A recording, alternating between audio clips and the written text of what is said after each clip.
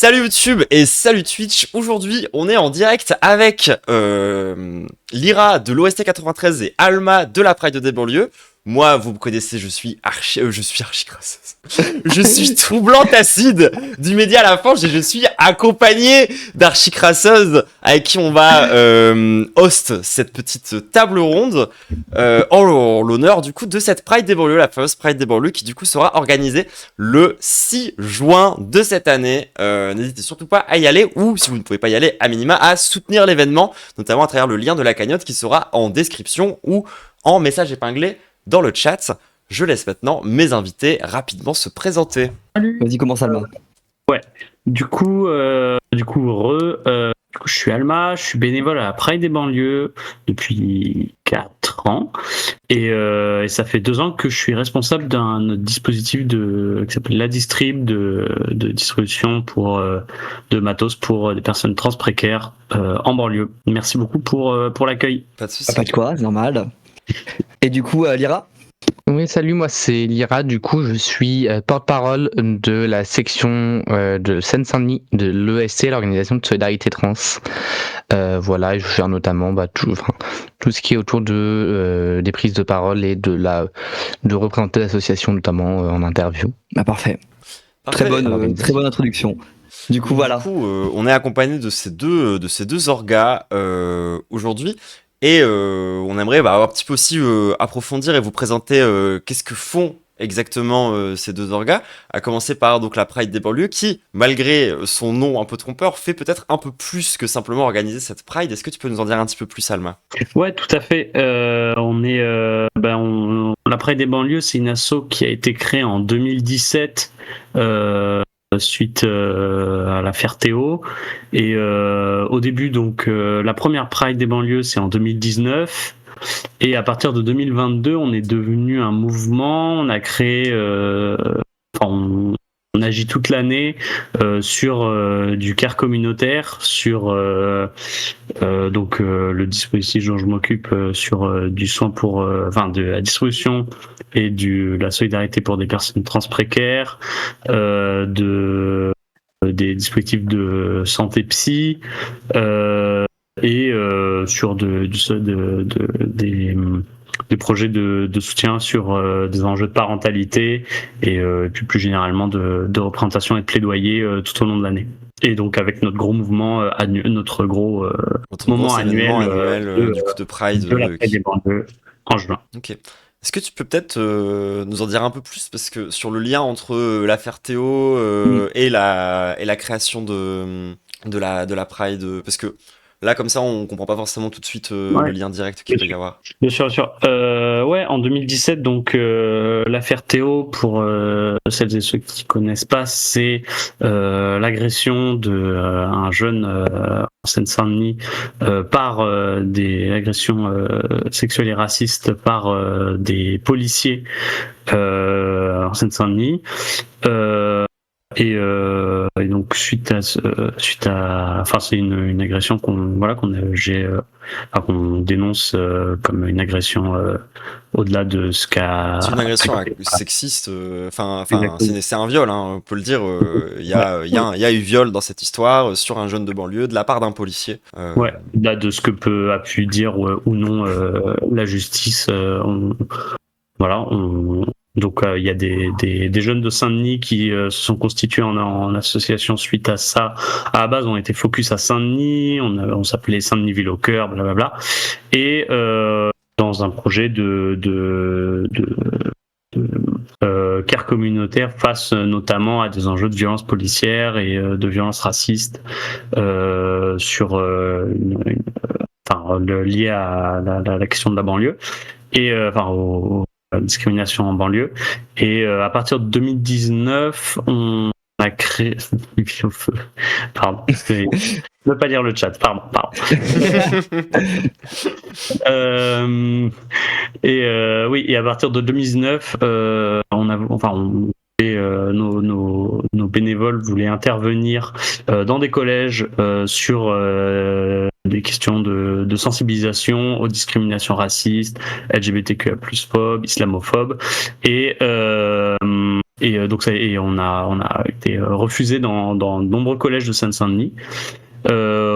Sur le motif de mais non, il y a pas de personnes concernées, etc., dans ces collèges, etc.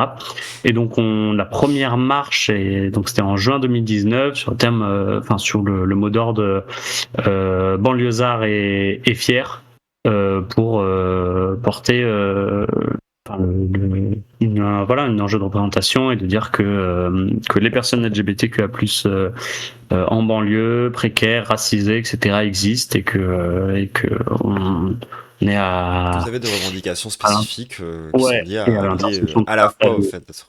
mais ça, on va revenir du coup un peu plus tard dans le détail. On est du coup aussi avec Lyra de la section locale de Saint-Denis, du coup, de l'organe de solidarité trans. Est-ce que tu peux nous en dire un petit peu plus? Alors, déjà, sur l'OST en soi, l'OST c'est une organisation trans qui a été créée en 2021 à Tours et qui est devenue nationale en 2023. On a créé l'OST parce qu'on s'est rendu compte qu'il y avait une nécessité d'avoir un mouvement d'autosupport qui soit à l'échelle nationale. Enfin, l'OST dans sa structure actuelle vient du fait qu'on s'est rendu compte qu'il y avait une nécessité d'avoir un mouvement national, une pratique nationale unifiée dans plusieurs villes d'autosupport, et que en fait on avait la possibilité de former des gens qui ensuite allaient pouvoir eux-mêmes former des gens, ce qui allait créer un vivier en fait pour l'autosupport. Voilà, on s'est créé avec une idée en tête qui était vraiment d'améliorer matériellement les conditions d'existence des personnes trans. Pour ça, on a théorisé deux lignes, on a repris un peu cette idée du travail de la double besogne des syndicats, dans le sens où on a une pratique d'autosupport qui est notre première besogne, qui va être de l'aide concrète, que ce soit sur les aspects médicaux, administratifs, du soutien psychologique. Dans le cadre de nos permanences, notamment, on a à l'OST 93 notre prochaine permanence le 15 juin dans les locaux de l'UCL. Et à côté, et en parallèle, une activité de lutte politique, c'est-à-dire de lutte pour gagner des droits de manière à améliorer les conditions d'existence des personnes trans sur le long terme. Et notamment, on pense que le seul moyen de sortir les trans de la précarité et d'améliorer durablement la vie des trans, c'est d'améliorer durablement la vie de tous les travailleurs, de tous les prolétaires. Et donc, en ce sens, on s'inclut complètement et on rejoint le mouvement social. On avait participé à la mob contre la loi Darmanin, à la mob contre les retraites. Moi, j'ai beaucoup fait de cortège commun voilà. à Grenoble entre l'OST et Urgence Palestine aussi. Oui. En région parisienne, on travaille beaucoup avec la marche de solidarité aussi. Voilà, donc on a vraiment cette idée de faire beaucoup d'unité avec le mouvement social. Voilà. Et donc parmi tous ces événements auxquels du coup l'OST participe, il y a donc la Pride des banlieues. Et puis plus généralement, en fait, l'OST, on peut vous retrouver sur pas mal de Pride, du coup, particulièrement au mois de juin, qui est le mois durant lesquels les Prides sont organisés. Et on se disait qu'en introduction de ce petit talk, ça pourrait être bien de rappeler un petit peu c'est quoi concrètement une Pride, c'est quoi l'histoire de ça. Est-ce que c'est plus juste un moment festif? Est-ce que ça a une dimension plus politique? Toutes ces questions-là. Et du coup, on avait Lyra qui nous avait préparé un petit truc, enfin qui avait voulu en tout cas faire une petite un petit rappel historique, quoi. Bah oui, en fait, souvent lorsqu'on entend parler des premières Pride, on entend parler des émeutes de Stonewall qui sont vues par le mouvement LGBT à l'échelle internationale comme les premières manifestations, enfin la première grande manifestation LGBT qui a donné ensuite lieu au Pride. Mais faut pas oublier que en France, on a une histoire spécifique du mouvement LGBT, notamment parce que la construction de l'homophobie, de la transphobie, de la transmisogynie en France viennent notamment de l'histoire coloniale de la France, qu'on n'a pas du tout eu la même histoire et donc la même structuration des discriminations, et au début, le mouvement homosexuel en France ne se mobilisait pas dans le cadre des Pride. Le premier cortège homosexuel, c'était en 71, et c'était un cortège le 1er mai par le phare, le Front homosexuel d'action révolutionnaire. Et en fait, ce qui s'est passé, c'est que pendant 6 ans, le phare a fait un cortège au 1er mai, avant que les prides commencent à se lancer dans la forme qu'on leur connaît actuelle de pratique, dans leur forme actuelle de genre beaucoup plus revendicative et de manifestation genre sur les questions LGBTI spécifiques. Voilà, et je pense que c'est assez important de rappeler ça, que y a une histoire, que l'histoire homosexuelle en France, elle est liée profondément à l'histoire du mouvement social, notamment parce que les premiers mouvements homosexuels qui ont commencé, enfin entre guillemets radicaux, c'était des mouvements qui se sont pleinement intégrés voyaient pleinement leur rôle dans le mouvement social et y allaient malgré le fait qu'à côté t'avais les directions du mouvement social qui leur crachaient à la gueule, mais parce qu'en fait il y avait une vraie nécessité de ça. Ensuite on a vraiment eu cette structuration en Pride, je retrouve un peu mes notes, j'ai un peu préparé quelques petits trucs. Si je comprends bien, contrairement à ce qu'on pourrait croire, où on a l'impression qu'il y a eu le mouvement LGBT, puis ensuite les mouvements sociaux, et le mouvement LGBT se serait greffé au reste du mouvement social, en France ça s'est fait dans le sens inverse. Ça a d'abord été une dimension du mouvement social, du 1er mai, de la fête du travail et tout, pour ensuite derrière se devenir une forme spécifique de manifestation à travers la Pride, mais c'est arrivé dans ce sens-là plutôt. C'est ça. C'est ça vraiment. Il y a eu en fait, il y a eu cette idée que très vite on s'est rendu compte que le fait d'être homosexuel, sachant que le terme homosexuel à l'époque, ça recoupe aussi le mot trans n'existait pas tant à l'époque, on parlait de travesti, mais donc ça regroupe aussi quand on parlait des homosexuels, on parlait aussi des travestis, et que donc en fait le mouvement homosexuel a directement vu qu'il y avait le fait d'être homosexuel, le fait d'être travesti, ça les précarisait, et que en ce sens, il y avait une nécessité de rejoindre le mouvement social parce que leurs intérêts allaient dans le même sens. Et je pense que c'est toujours très important d'en parler aussi parce que avec les attaques qu'on voit contre les LGBT aux États-Unis, on va avoir une vraie perte de ressources sur Stonewall. On voit déjà il y a une vraie destruction des informations, notamment sur l'implication des personnes trans, même en général sur l'histoire de Stonewall en général. Mais ce qu'il faut qu'on se rappelle, c'est que on a une histoire qui est propre à nous, à la situation française, qui a des enjeux qui sont propres à l'histoire notamment coloniale française, comme je le disais. La fierté, le modèle des prides entre guillemets dépolitisés qu'on peut voir aujourd'hui. Pour ça, notamment là je pense à des très très grandes prides, mais le modèle de pride extrêmement large où même on peut voir des associations libérales et des associations de droite, c'est un modèle qui est arrivé extrêmement tardivement. Beaucoup plus tardivement que le modèle revendicatif, révolutionnaire. Et je trouve ça hyper important. Il y a une dépolitisation progressive de la Pride. Et aussi un effacement de cette histoire, parce que pour le coup, on en parle en amont pour préparer ce live. J'avoue que la spécificité française avec le phare le 1er mai, c'était quelque chose que je n'avais littéralement jamais entendu parler. Du coup, merci à toi de nous apporter aussi ce genre de précision. Pour le coup, c'est extrêmement intéressant. Donc voilà. Je pense que c'est vraiment important. Je sais pas si je me trompe. Est-ce que tu ferais le lien, toi, entre on va dire l'impérialisme américain et ou plus l'avènement du libéralisme en France avec cette dépolitisation des prides, ou tu lirais ça à autre chose, toi? Moi, je pense que il y a déjà la mondialisation de la culture en vrai, et le fait qu'aujourd'hui il y a eu ça, il y a le fait qu'on n'a pas du tout réfléchi, on n'a pas du tout faire un travail de visibilisation de cette mémoire du mouvement LGBT français spécifiquement, dans le sens où et ensuite je le vois dans le chat, il y a eu une logique assimilationniste surtout qui est arrivée en France. Je vais reciter des membres, je vais reciter quelque chose qui était dit dans les années 70 par Françoise Daubonne dans la première association homosexuelle, le nom m'est sorti de la tête, qui était vous dites que les homosexuels doivent s'intégrer à la société. Je dis qu'ils doivent désintégrer la société.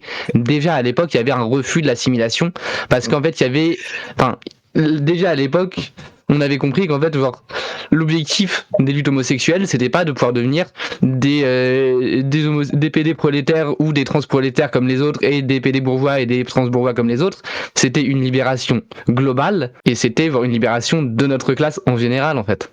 D'accord.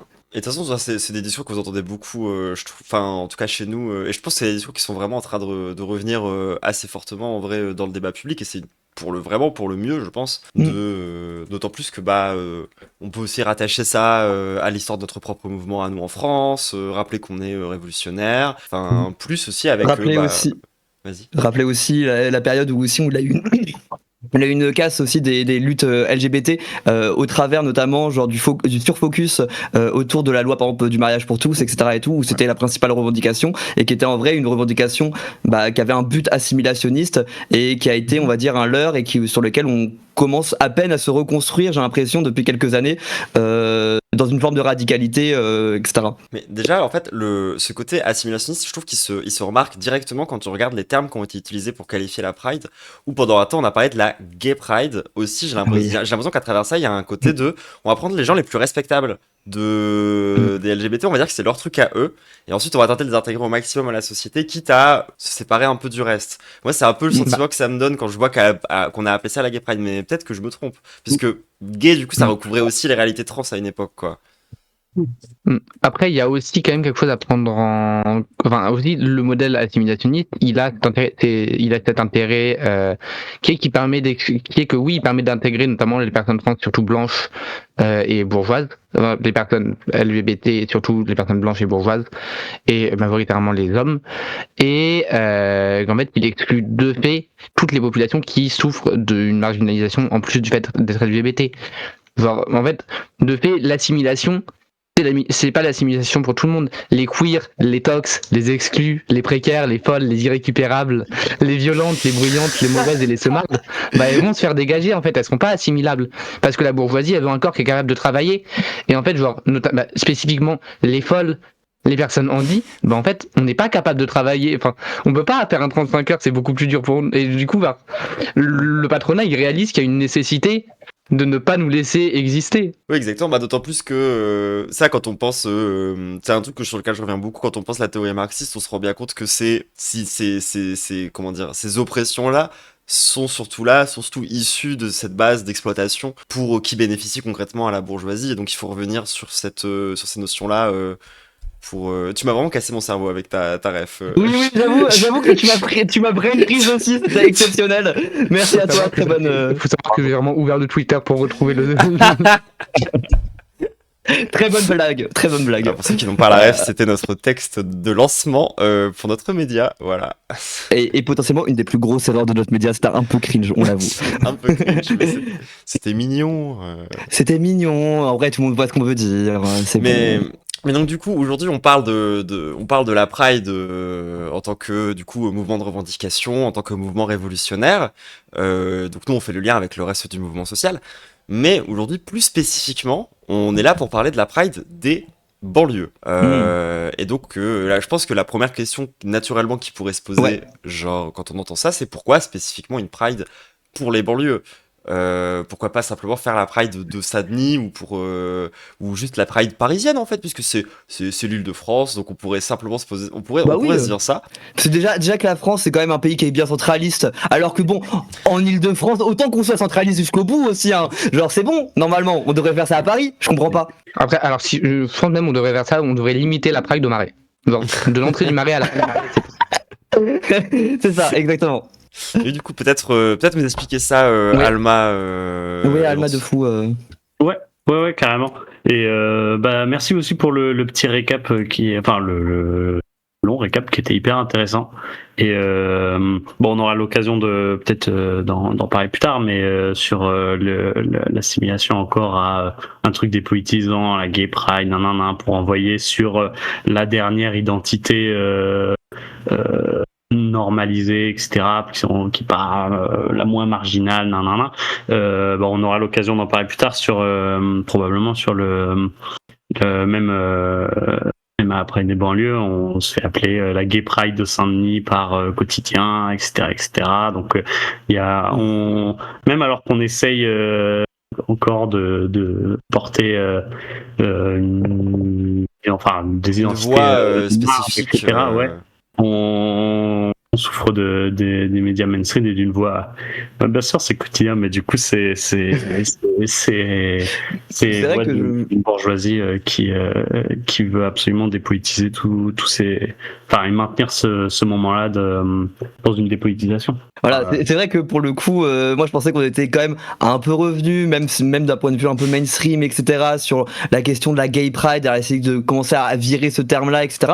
Mais c'est vrai que c'est des choses qui réapparaissent en vrai de manière constante, hein, genre voilà.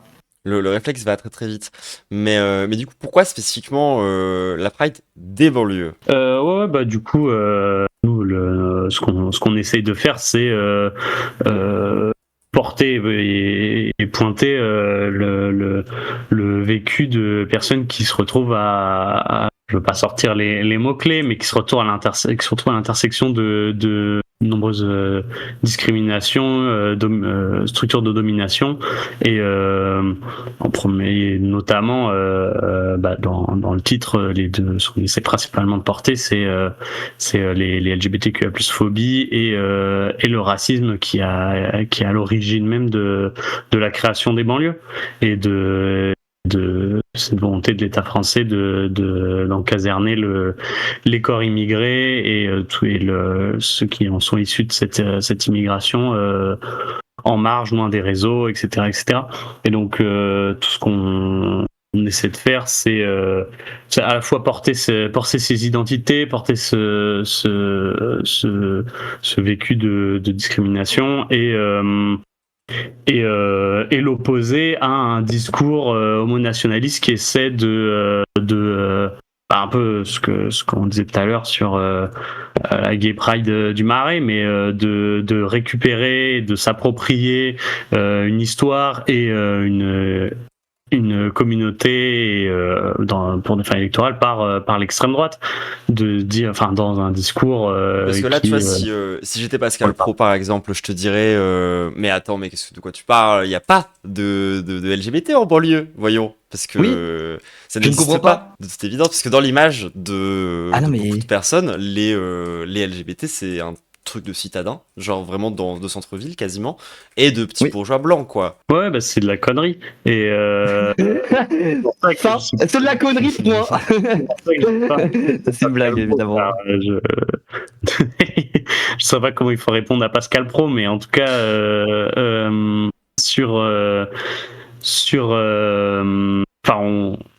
on essaie de porter le fait que c'est des identités qui existent, et que on essaie de lutter sur la montée du vote d'extrême droite dans la communauté LGBTQ+, et sur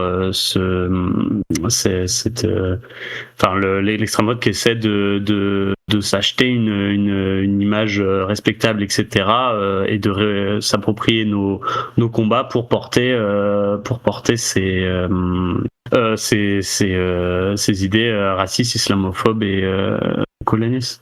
Ouais, il y a Médali qui dit tu mets vachement en lien la Pride des banlieues avec la Pride rurale sur l'aspect des visions, notamment qui casse un petit peu cet aspect de les LGBT sont forcément bourgeois. J'irais même plus loin en disant que de toute façon le lien qu'on pourrait faire entre la ruralité et la Pride des banlieues, c'est spécifiquement aussi la question du logement, en fait, puisque comme on l'a déjà dit, les cuirs, on est pas mal précarisés. Et donc on habite dans les endroits où on peut vivre, en fait, tout simplement. Donc au-delà des simples personnes qui déjà naissent en banlieue et sont LGBT, il y a aussi un effet de concentration des LGBT en banlieue, spécifiquement parce que ça coûte un prix qui est abordable pour nous. Tu voulais dire quelque chose, Lyra? Ah, je crois qu'on t'entend plus. Oui, je crois que tu es mute. Ah. Oui, j'étais mute. Voilà. Voilà. Désolé. Oui, non, c'était justement pour rebondir sur ce qui a été dit. Enfin, en fait, déjà, on a parlé de quotidien avant, et je sais pas si vous vous souvenez l'année dernière du cadrage de quotidien qui était les queers sont allés manifester dans les banlieues, un endroit où ils ne peuvent c'était vraiment la Courneuve, 14h15. Un groupe de LGBT s'infiltre dans la cité.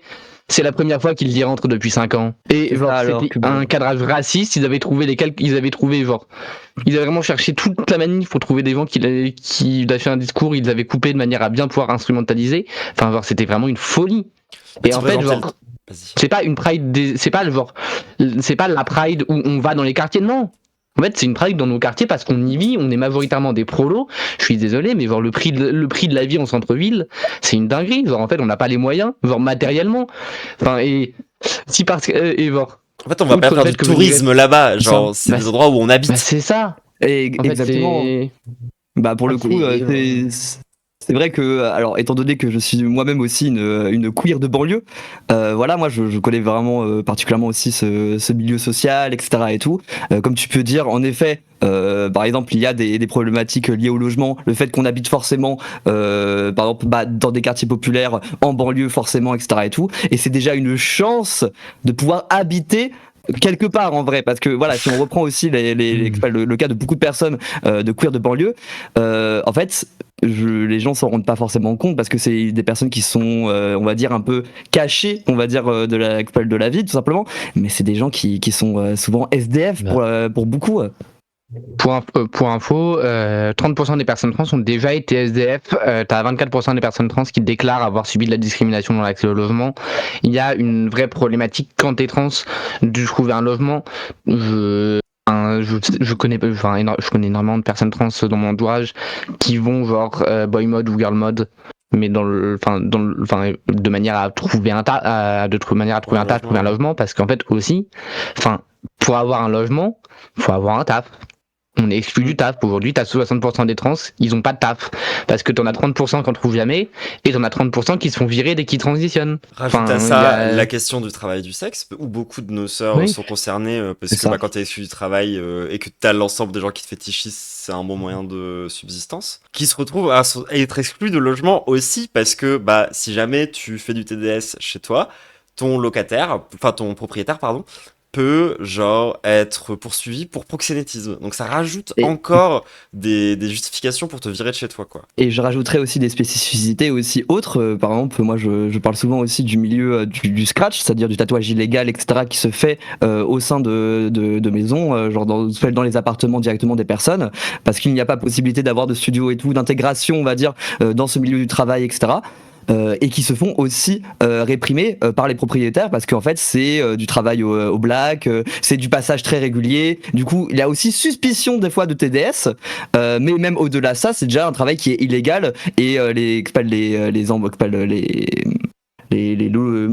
propriétaires peuvent être emmerdés dès qu'il y a quelqu'un qui fait ce genre de pratique au sein de leur appartement. Je pense aussi c'est important un peu de nommer objectivement le mot nationalisme, c'est important de le donner parce que genre c'est vraiment cette idée là et c'est ce qui fait que la Pride des banlieues ça te dérange en vrai, genre parce que malgré le fait que ce soit un événement de visibilité et que donc ça ait des limites, bah de fait il y a une marche qui se tient dans les banlieues qui va casser le narratif bourgeois, qui tous les ans va faire une micro-polémique où tu vas avoir un média bourgeois qui va en parler en vif pour dire oui, regardez, c'est bizarre, c'est des personnes LGBT dans les banlieues et qui vont choper 2-3 personnes réac autour de manière à ce que donner l'impression que genre, tout le monde est réac autour. Et en fait, tout ça passe dans une volonté qui est d'instrumentaliser les droits LGBT pour attaquer les musulmans, les musulmanes et les personnes racisées. Et l'idée, c'est vraiment de faire passer l'homophobie genre pour un problème de banlieue, mais aussi en vrai, historiquement, les gilets jaunes, à une époque, il y a eu quand même, il y a eu la même pratique. Dès qu'on se rend compte qu'il y a des endroits où on a du mal à contrôler les gens et où en fait genre c'est pas des bourgeois qu'on accepte, mais en fait on va instrumentaliser des propos, et c'est un vrai problème. Enfin il y a une volonté aussi d'instrumentaliser certains propos de manière à réprimer activement tous les mouvements sociaux, que ce soit la Pride des banlieues mais aussi les gilets jaunes et toutes les manifs en vrai. C'est quelque chose qui peut paraître, on va dire, peut-être un peu maladroit comme comparaison, mais c'est quelque chose qu'on pourrait rapprocher, par exemple, comme des termes comme le nouvel antisémitisme, pour parler de l'antisémitisme qui serait intrinsèque aux banlieues, etc. et tout. Bah là, c'est comme si on avait un discours autour de la nouvelle homophobie, comme si la France n'était plus homophobe. Parce que c'est bon, le mariage pour tous est là. Du coup, c'est-à-dire qu'il y a égalité dans les droits, etc.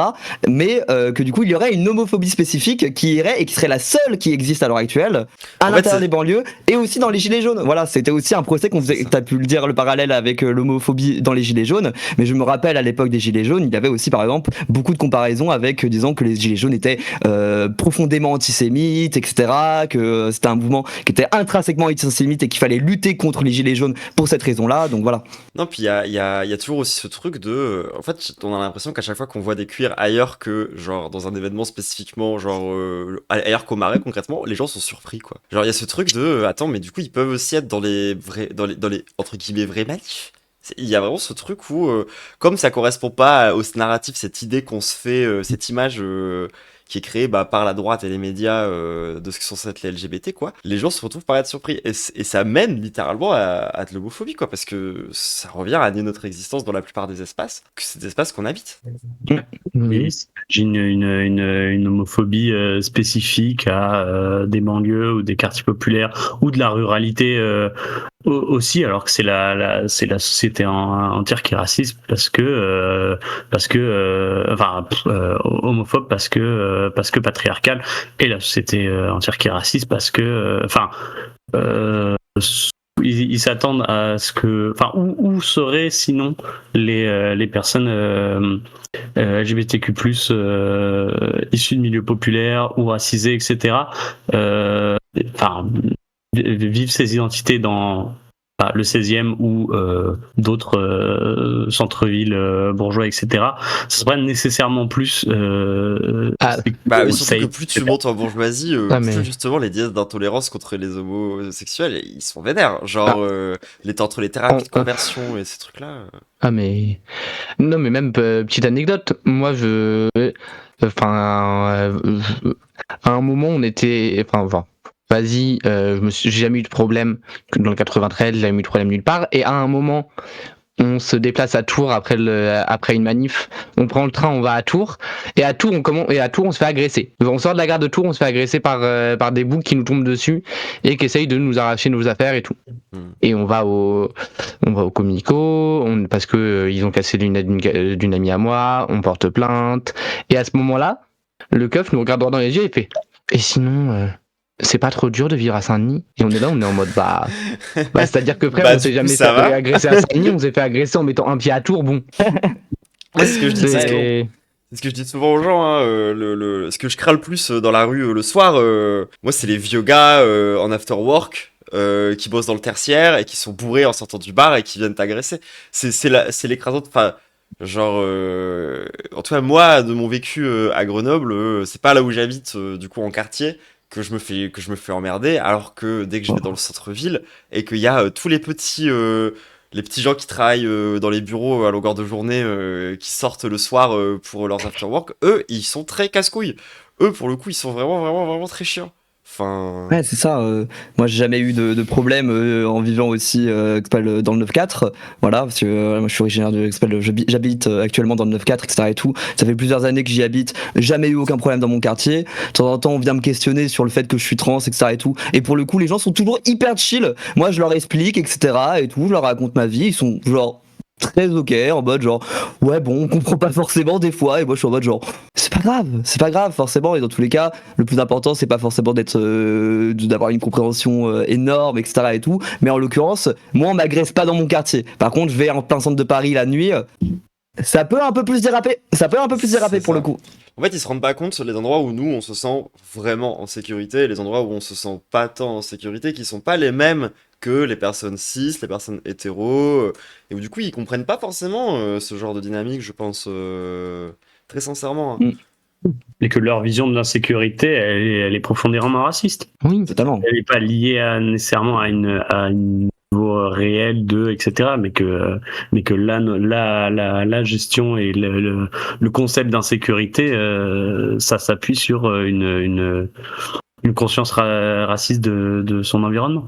En fait, c'est l'idée que en fait, les blancs seraient en avance sur le reste, et que parce que en fait on aurait fini l'homophobie.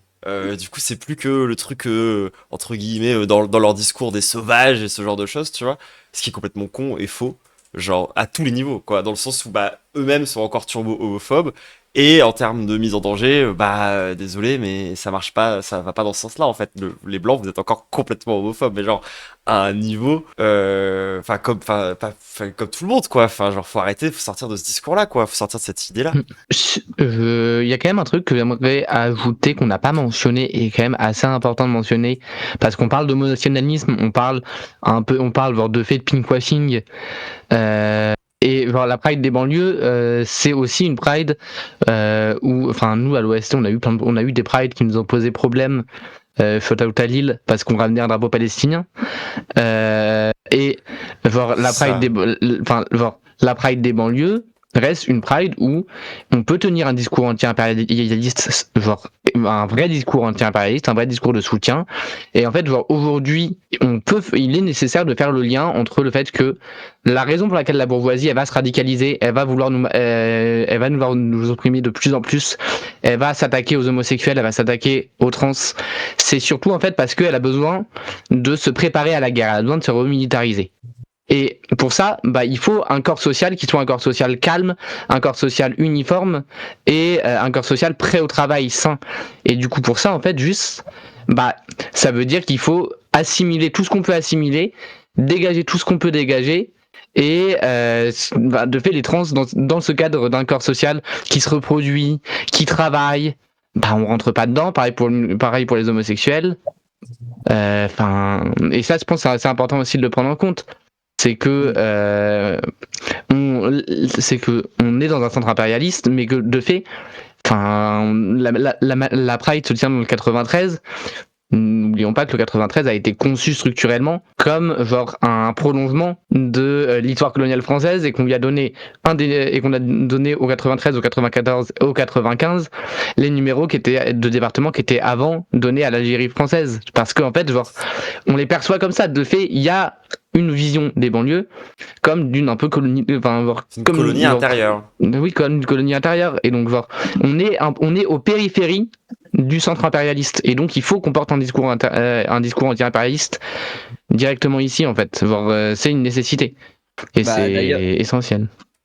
Oh, d'ailleurs, moi j'ai appris une petite dinguerie sur les numéros de sécurité sociale il y a pas longtemps. Ça aussi, il faudra qu'on en parle un jour. Parce qu'aujourd'hui, il y a le 1 pour les mecs et le 2 pour les meufs. Et vous savez qu'en fait, à la base, ça allait jusqu'à 8-9 cette histoire? Oui, parce qu'en fait, à la base, genre, le numéro 3, c'était en mode... en gros, il y avait des numéros qui étaient désignés pour les gens qui étaient indigènes, hommes, indigènes, femmes, des numéros pour les juifs hommes, pour les juifs femmes, des numéros pour ceux qui sont les deux. Et en fait, genre, les numéros de la sécurité sociale, qui aujourd'hui sont encore un sujet de lutte, parce qu'on doit encore se battre dans les changements d'identité pour pouvoir avoir le bon numéro sur la sécurité sociale, ça vient à l'origine aussi du putain de statut de l'indigénat, en fait. Genre...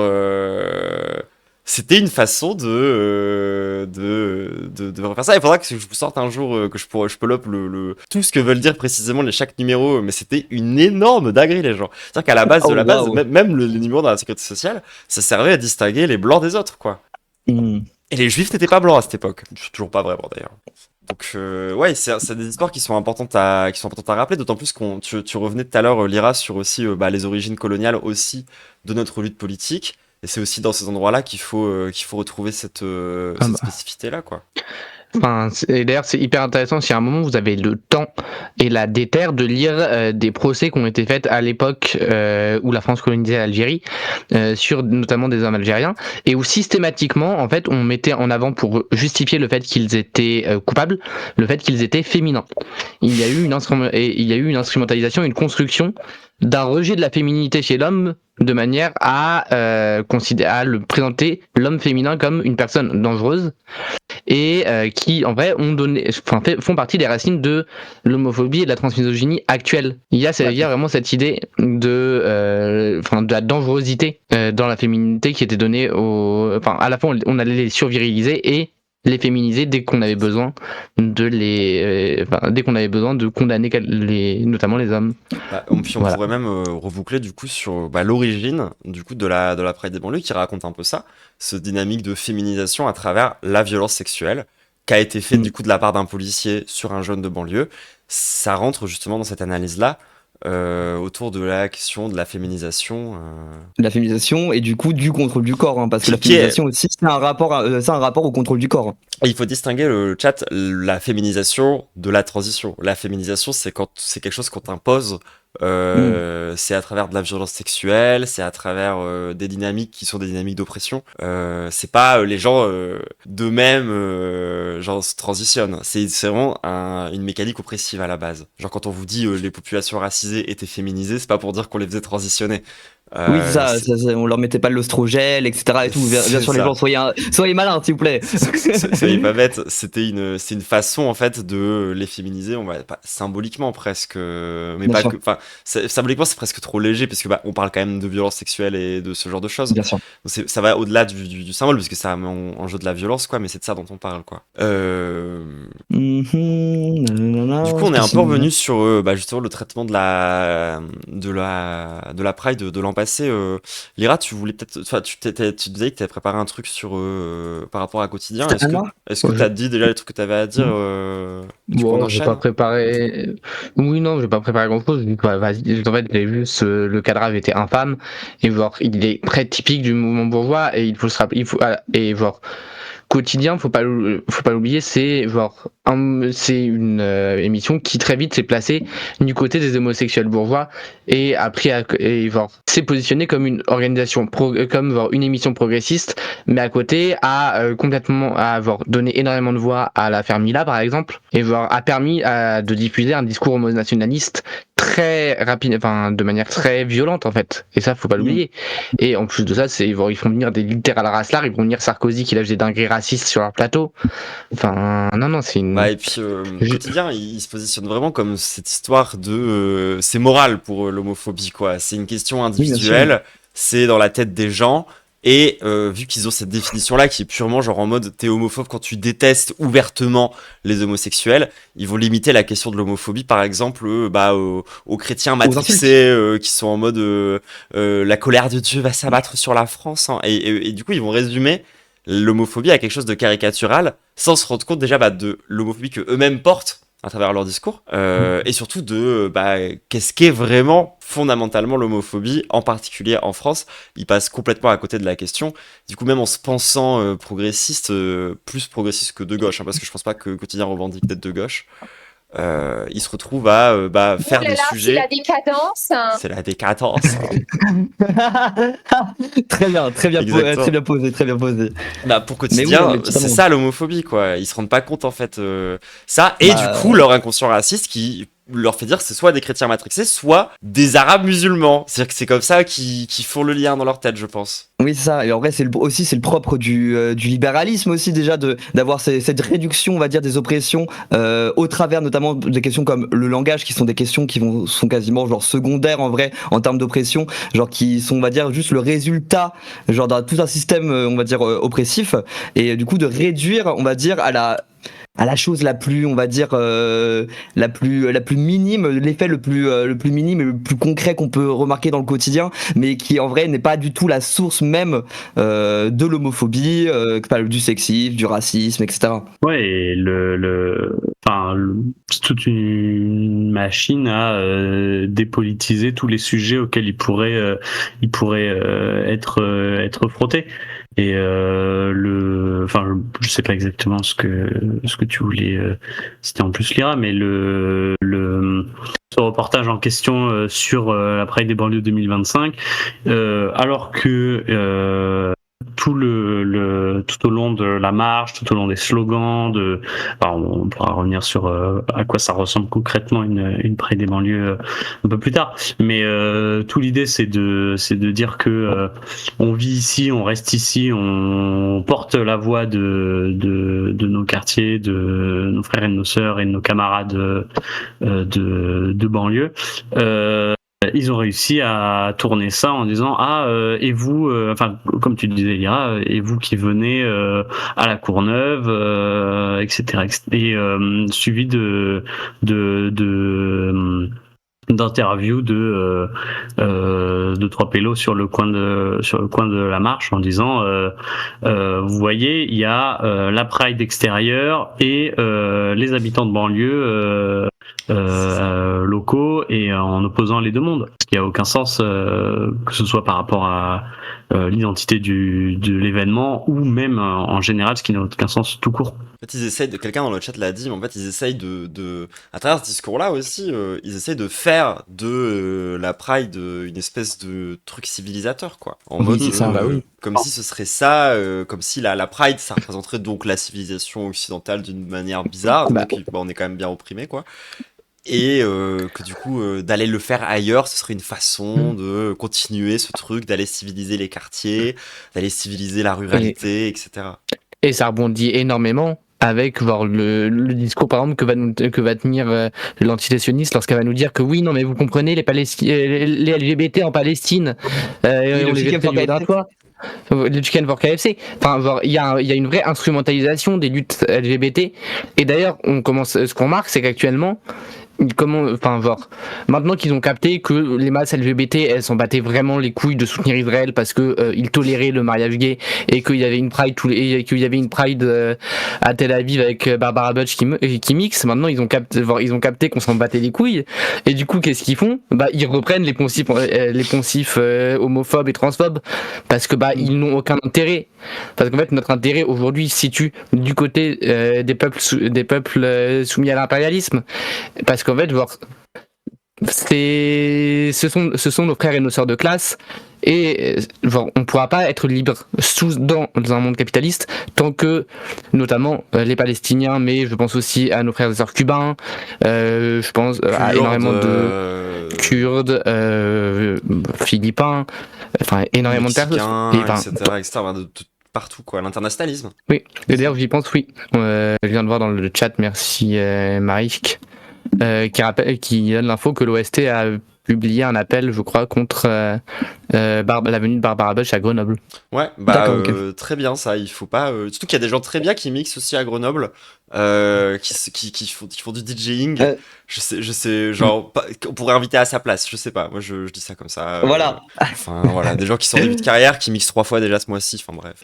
Exactement, et en vrai pour le coup moi j'aime beaucoup ce que tu dis vis-à-vis de, on va dire, du fait que nous sommes de même classe, etc. En fait c'est aussi, on va dire, important de mettre en avant ce discours-là pour pas tomber, on va dire, dans une forme comment je pourrais dire, d'intersectionnalité, on va dire un peu concerniste, en mode par exemple pour dire que oui, on va défendre par exemple les personnes racisées parce qu'il y a des queers qui sont racisés. Et juste pas tomber dans ce discours-là purement, parce qu'en vrai c'est aussi un piège immense, déjà qui est, on va dire, à des dérives racistes qui peuvent arriver à vitesse grand V, parce que bon, suffit que d'un coup tu connaisses personne qui soit queer et racisé, ou queer et machin, etc. et tout, et que du coup tu te dis je m'en bats les couilles, etc. et tout. Voilà. Donc en vrai, c'est très important aussi de remettre un peu l'église au milieu du village en parlant d'unité dans la classe.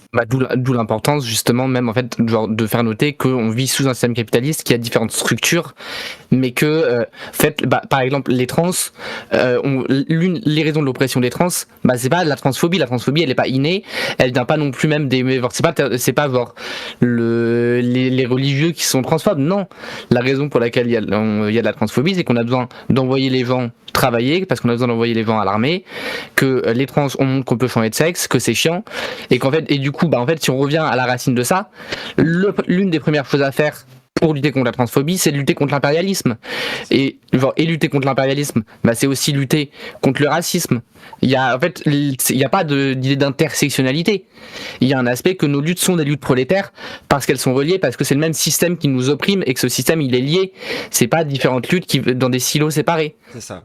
Eux, ils veulent que les hommes soient des bons hommes, donc qui travaillent bien, que les femmes soient des bonnes femmes, donc qui se reproduisent et qui s'occupent des hommes. Ils veulent que les noirs se tiennent à leur place, ils veulent que les blancs soient au-dessus, etc. Tout ça, ça sert à la fin à faire fonctionner un système qui nous exploite tous, quoi. Et ce système, il s'est construit sur une strate de marginalisation de nos franges les plus actives, les plus précaires et donc déterres. Et si on lâche le moindre pied sur que ce soit la Palestine, nos frères et nos sœurs trans, sur les personnes racisées, etc., il s'attaquera au suivant et ainsi de suite. Et c'est en se battant pour pour les marges des marges, les plus précaires, les plus soumises à ce système corporatiste capitaliste, que lorsque les marges rentrent, tout le monde rentre avec. On élargit les droits par les plus exclus. D'ailleurs, enfin. Si on avait un universalisme qui n'était pas raciste en France, ce serait même comme ça qu'on devrait le réfléchir à la base. Normalement, l'universalisme, c'est avancer à la vitesse du plus lent, pas adapter, pas dire aux gens d'aller plus vite pour pouvoir tenir le truc, tu vois. Genre, il y a vraiment cette idée mais que tu disais aussi, Lyra, tout à l'heure, en fait, tu peux pas être émancipé dans un système où d'autres gens sont exploités. Genre, la liberté, elle peut pas être individuelle. Mais donc du coup, maintenant qu'on a établi, je pense que c'est clair pour tout le monde que non, la Pride des banlieues, c'est pas un long cortège de colons qui viennent pour civiliser les vilains arabes de la banlieue. Mais du coup, qu'est-ce que c'est ?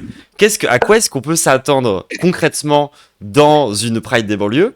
Et c'est quoi la différence qu'on va retrouver par exemple avec la Pride de Paris centralisée ? Ce serait parce que pour les gens par exemple qui n'ont jamais forcément été à ce genre de Pride, qui connaissent que les Prides un peu mainstream, je pense que ça peut être intéressant de revenir un peu sur concrètement à quoi s'attendre et concrètement qu'est-ce qu'on fait dans ce genre de Pride. Ouais. Alors sur les différences, je vais pas forcément trop pouvoir. Je fais ma puriste, mais c'est le moment où je dis que j'ai jamais été à la Pride de Paris. Mais allez. Mais pardon. Mais non, c'est une marche revendicative, c'est une marche politique, c'est une marche qui a vocation à défendre l'accès au droit et à faire face au tournant fascisant des médias, de la classe politique, de la classe patronale et de tous les petits bourgeois qui rentrent dans cette logique-là. Et donc d'un point de vue logistique, on se donne rendez-vous samedi à la Courneuve. Alors la station RER Aubervilliers à Courneuve est pas accessible, mais sur notre site vous pourrez trouver, et sur notre compte Insta vous pourrez trouver tous les moyens de s'y rendre depuis les plus proches stations accessibles, etc. Et donc la marche elle passe. La marche, elle passe par tout le territoire de la Courneuve, et à l'arrivée, on y trouve des cortèges. Des cortèges thématiques sur nos revendications, un cortège antiraciste, un cortège contre l'offensive trans, un cortège de soutien à tous les peuples opprimés et colonisés par l'impérialisme. Cette année, un cortège pour un logement digne pour tous, et ces thèmes, enfin ces combats-là qu'on retrouve dans le village associatif avec nos camarades de lutte qu'on invite chaque année sur le village asso d'arrivée, et sur la scène où à la fois il y a tout un tas de prises de parole, notamment je crois que certaines parmi nous y prendront la parole. Évidemment, c'est moi. C'est une blague. Alors attention, j'ai pas eu le temps de tester ça avant de lancer le stream. Attention. C'est stylé. Oh, le plan est cool, j'aime bien. Ah, c'est hideux. Ça a marché d'un coup.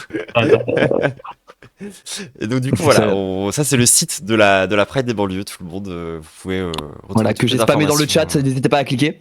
Notre beau site. Vous pouvez retrouver toutes les informations qui sont là. Et oui, c'est effectivement quand même un peu le bordel. Donc on va revenir, hop là, comme ça. Et et du coup ça vas-y, ça spoil. Mais en fin de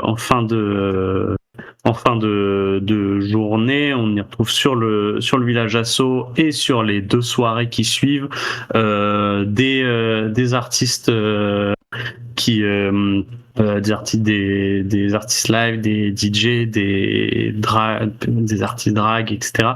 qui viennent en faire aussi un lieu festif, un moment festif et de où on se retrouve et on profite aussi de construire ces solidarités ensemble.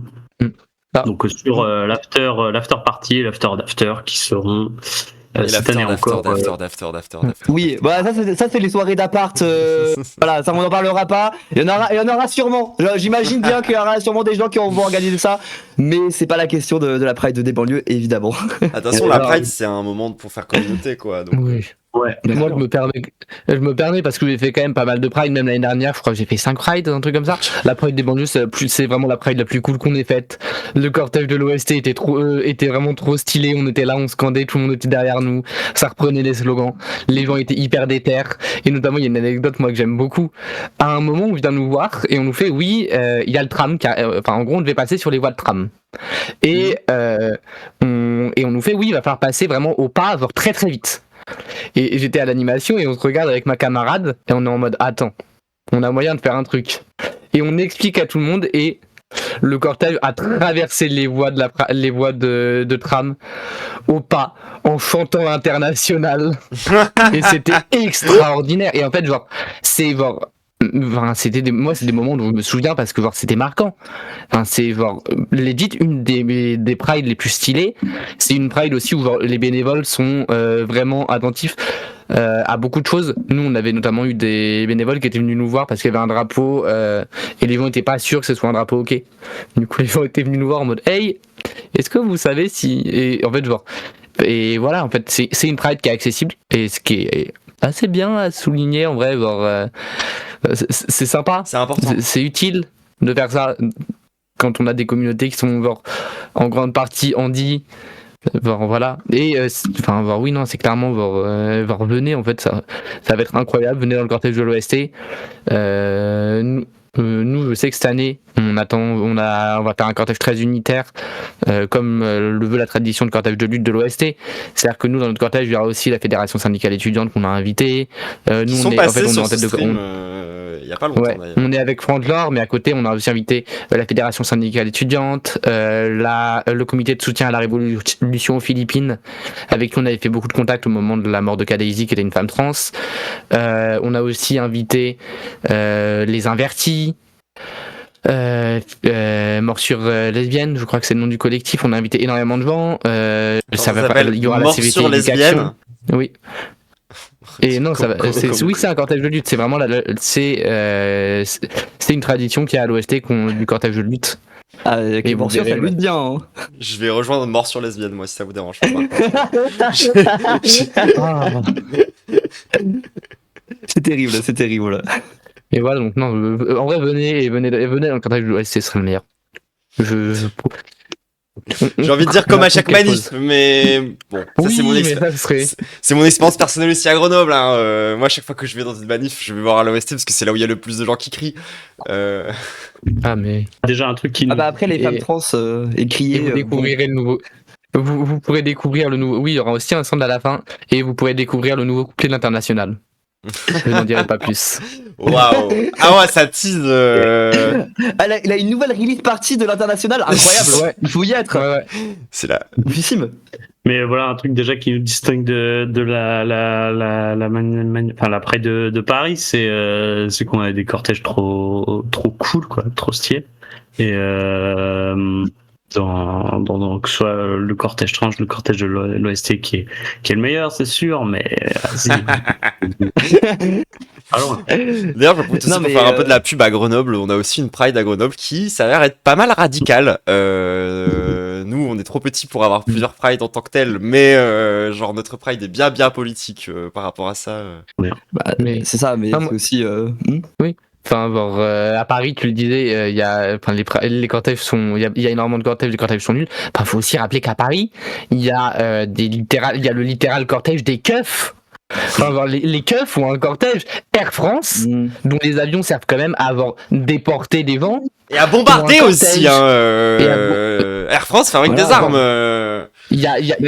Enfin, c'est une dinguerie en fait. Il y a une vraie problématique. C'est pas genre ils ont pris l'argent, c'est pas genre ils ont pris l'argent de Frontex, c'est Frontex, genre putain. Oui, voilà, Oui, l'année oui. dernière, ça s'est pas bien passé pour eux, mais bon, il y avait eu aussi le cortège de Eros qui s'était pointé aussi à la putain, Pride de d'accord. Paris.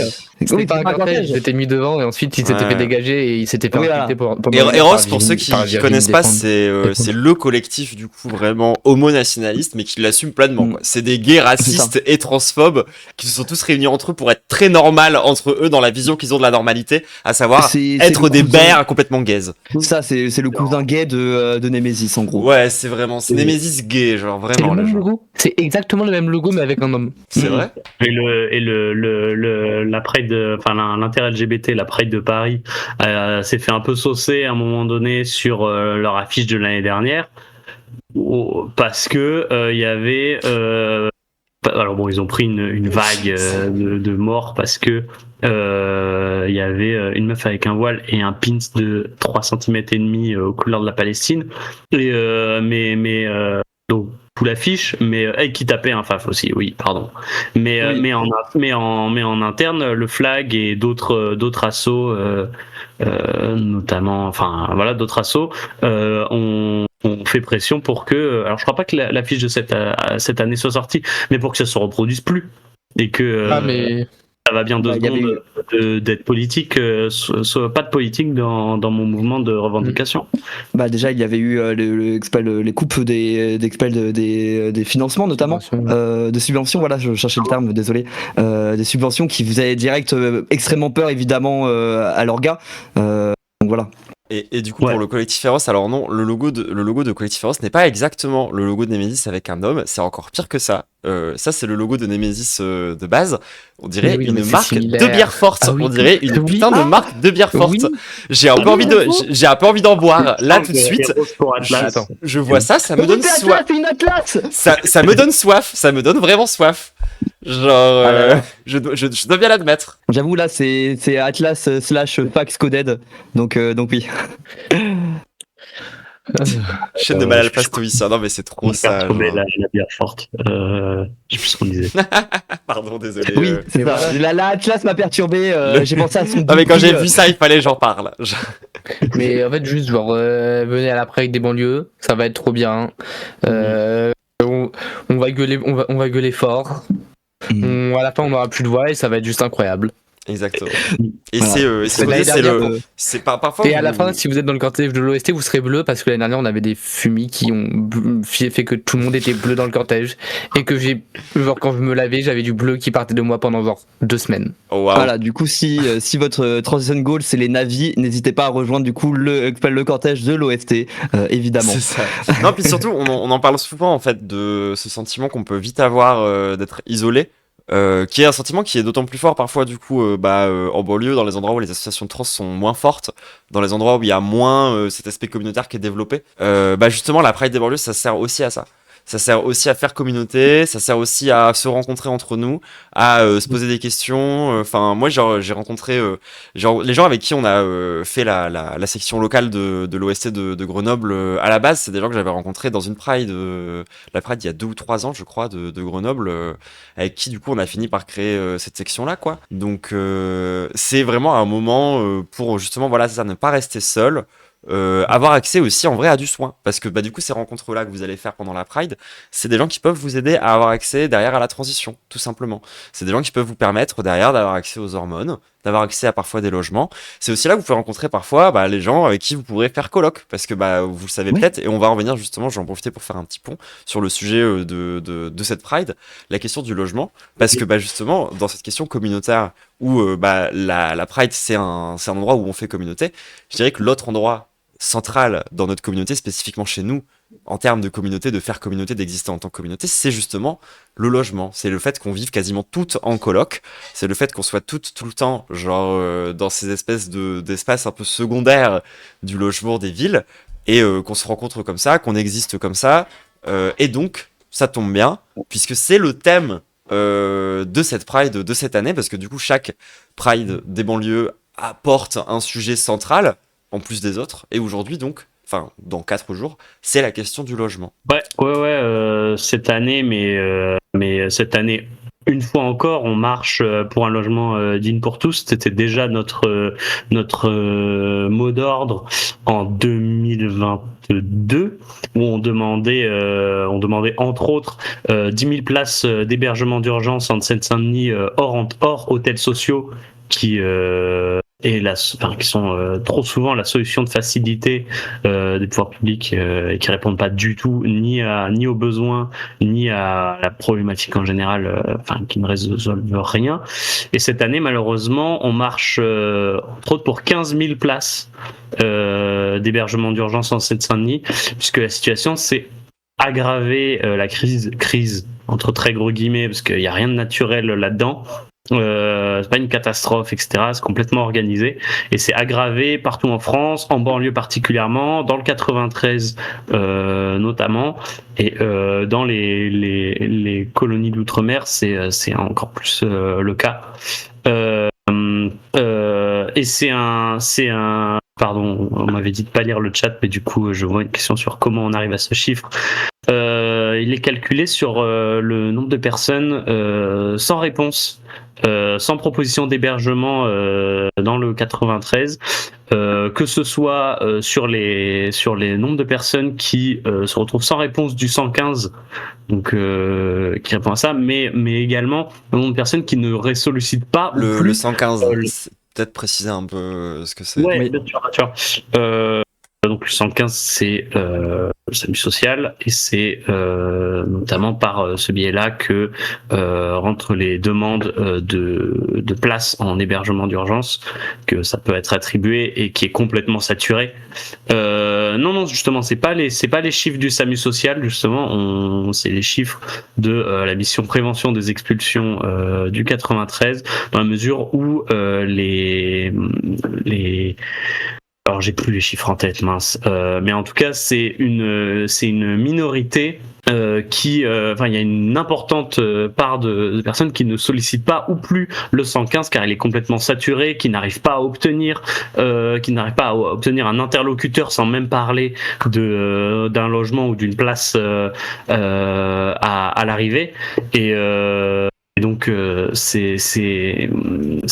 déjà les places au 115, avant de trouver quelqu'un en responsabilité qui s'appuie sur ses sources, c'est rare, mais lorsqu'il s'appuie, c'est complètement biaisé de considérer que le nombre de personnes qui sont en situation de mal logement ou à la rue, en situation de rue, sollicitent tous et toutes le 115. Bref, on marche contre le mal logement et pour ces 15 J'en profite pour dire deux choses, c'est que du coup ces questions de l'hébergement d'urgence, vous pouvez faire le lien avec l'importance que ça a pour nous, simplement en vous rappelant que une personne queer qui raconte à sa famille qu'elle est queer a une chance sur deux de se faire virer de chez elle.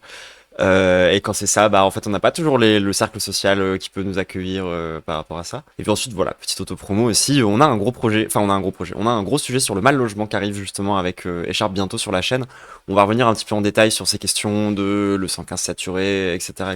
On vous prépare ça, la zone, si vous voulez plus de détails vraiment en profondeur sur la crise du logement qu'on est en train de traverser en ce moment. On va revenir sur ça sur la chaîne dans vraiment pas longtemps. C'est un gros sujet en préparation. Trop bien.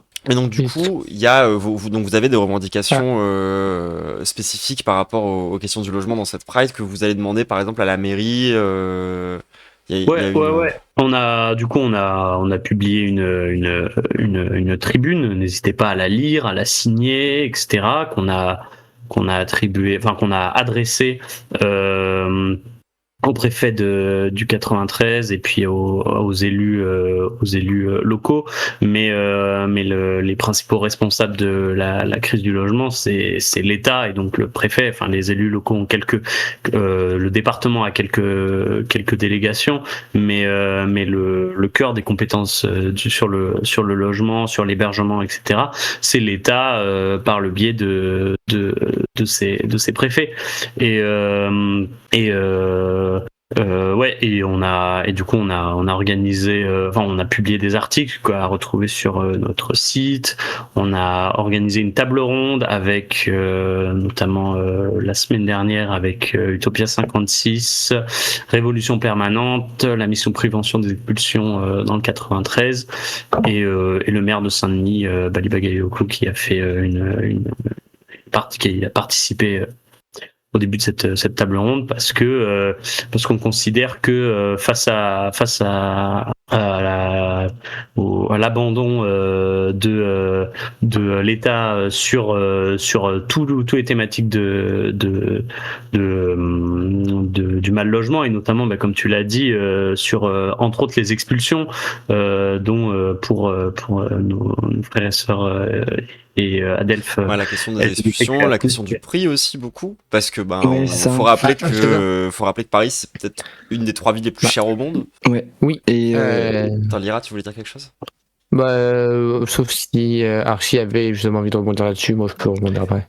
J'ai juste un point à dire rapidement aussi dans les problématiques aussi qu'on peut retrouver aussi vis-à-vis du mal logement chez les personnes trans, c'est notamment l'inaccessibilité pour pas mal de cas, on va dire à tout ce qui va être de l'ordre des APL, ce genre de choses suite à des problèmes administratifs liés notamment par exemple au changement d'état civil ou ce genre de choses.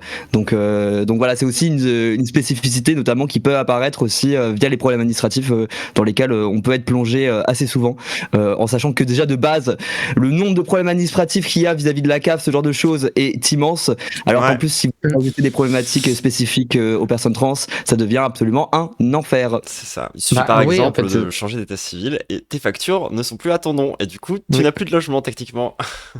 Oui, oui, non, complètement. Enfin, faut le rappeler, je le disais plus tôt, c'est 27% des personnes, 30% des personnes trans qui ont déjà été SDF, 24% des personnes trans qui ont déclaré avoir subi de la discrimination de la recherche du logement.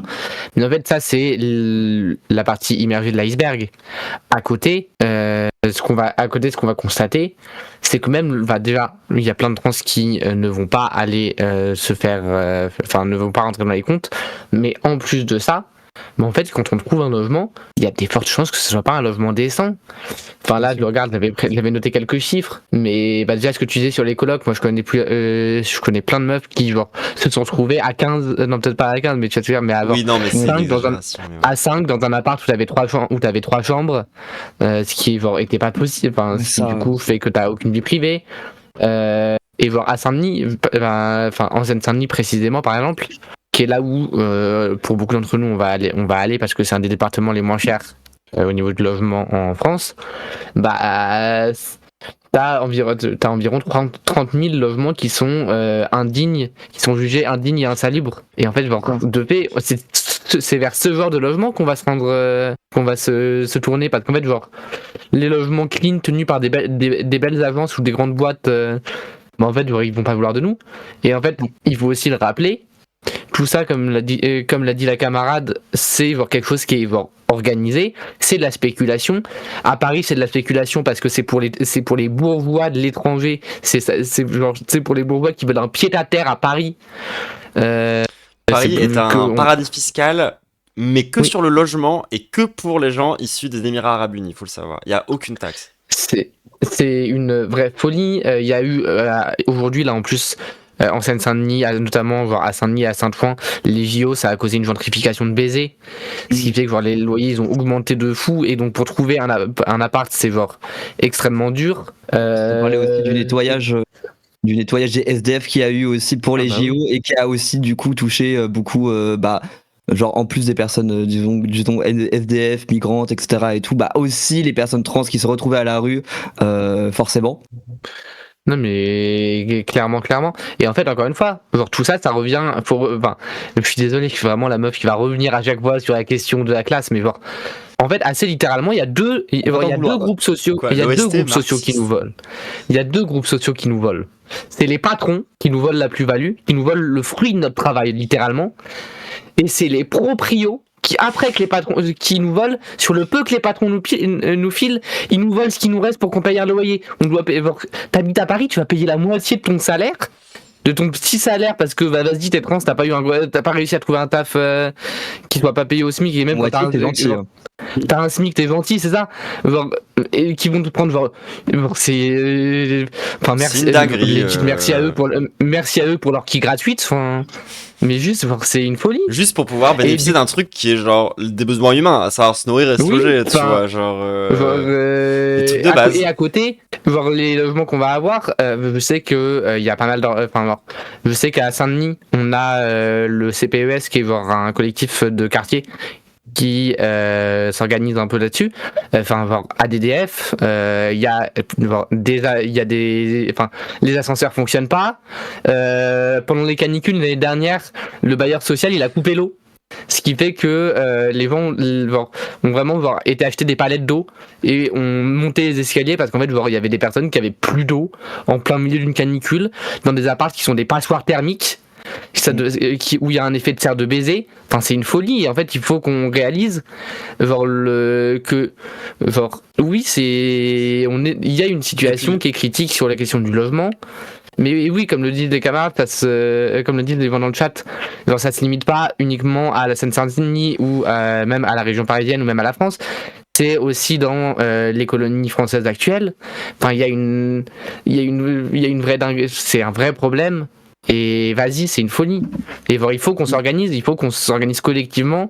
Il faut qu'on s'organise auprès de notre classe de manière à les poutrer ces sales bourgeois de merde en fait. C'est clair. Mais d'autant plus que, en plus, tout ça, c'est genre des conditions de merde et on fait vivre dedans que des gens complètement dépressifs. Genre, comment vous voulez que ça se fasse quelque chose de bien à la fin? Enfin, c'est juste mathématiquement impossible. Surtout quand on... Vas-y, bien sûr. Non, vas-y. Et ces deux classes, les patrons et les propriétaires, qui sont complètement soutenus et biberonnés par l'État à notre dépens. L'État qui leur fait des cadeaux fiscaux, autorise plus de ces 10 dernières années, l'État a complètement plus autorisé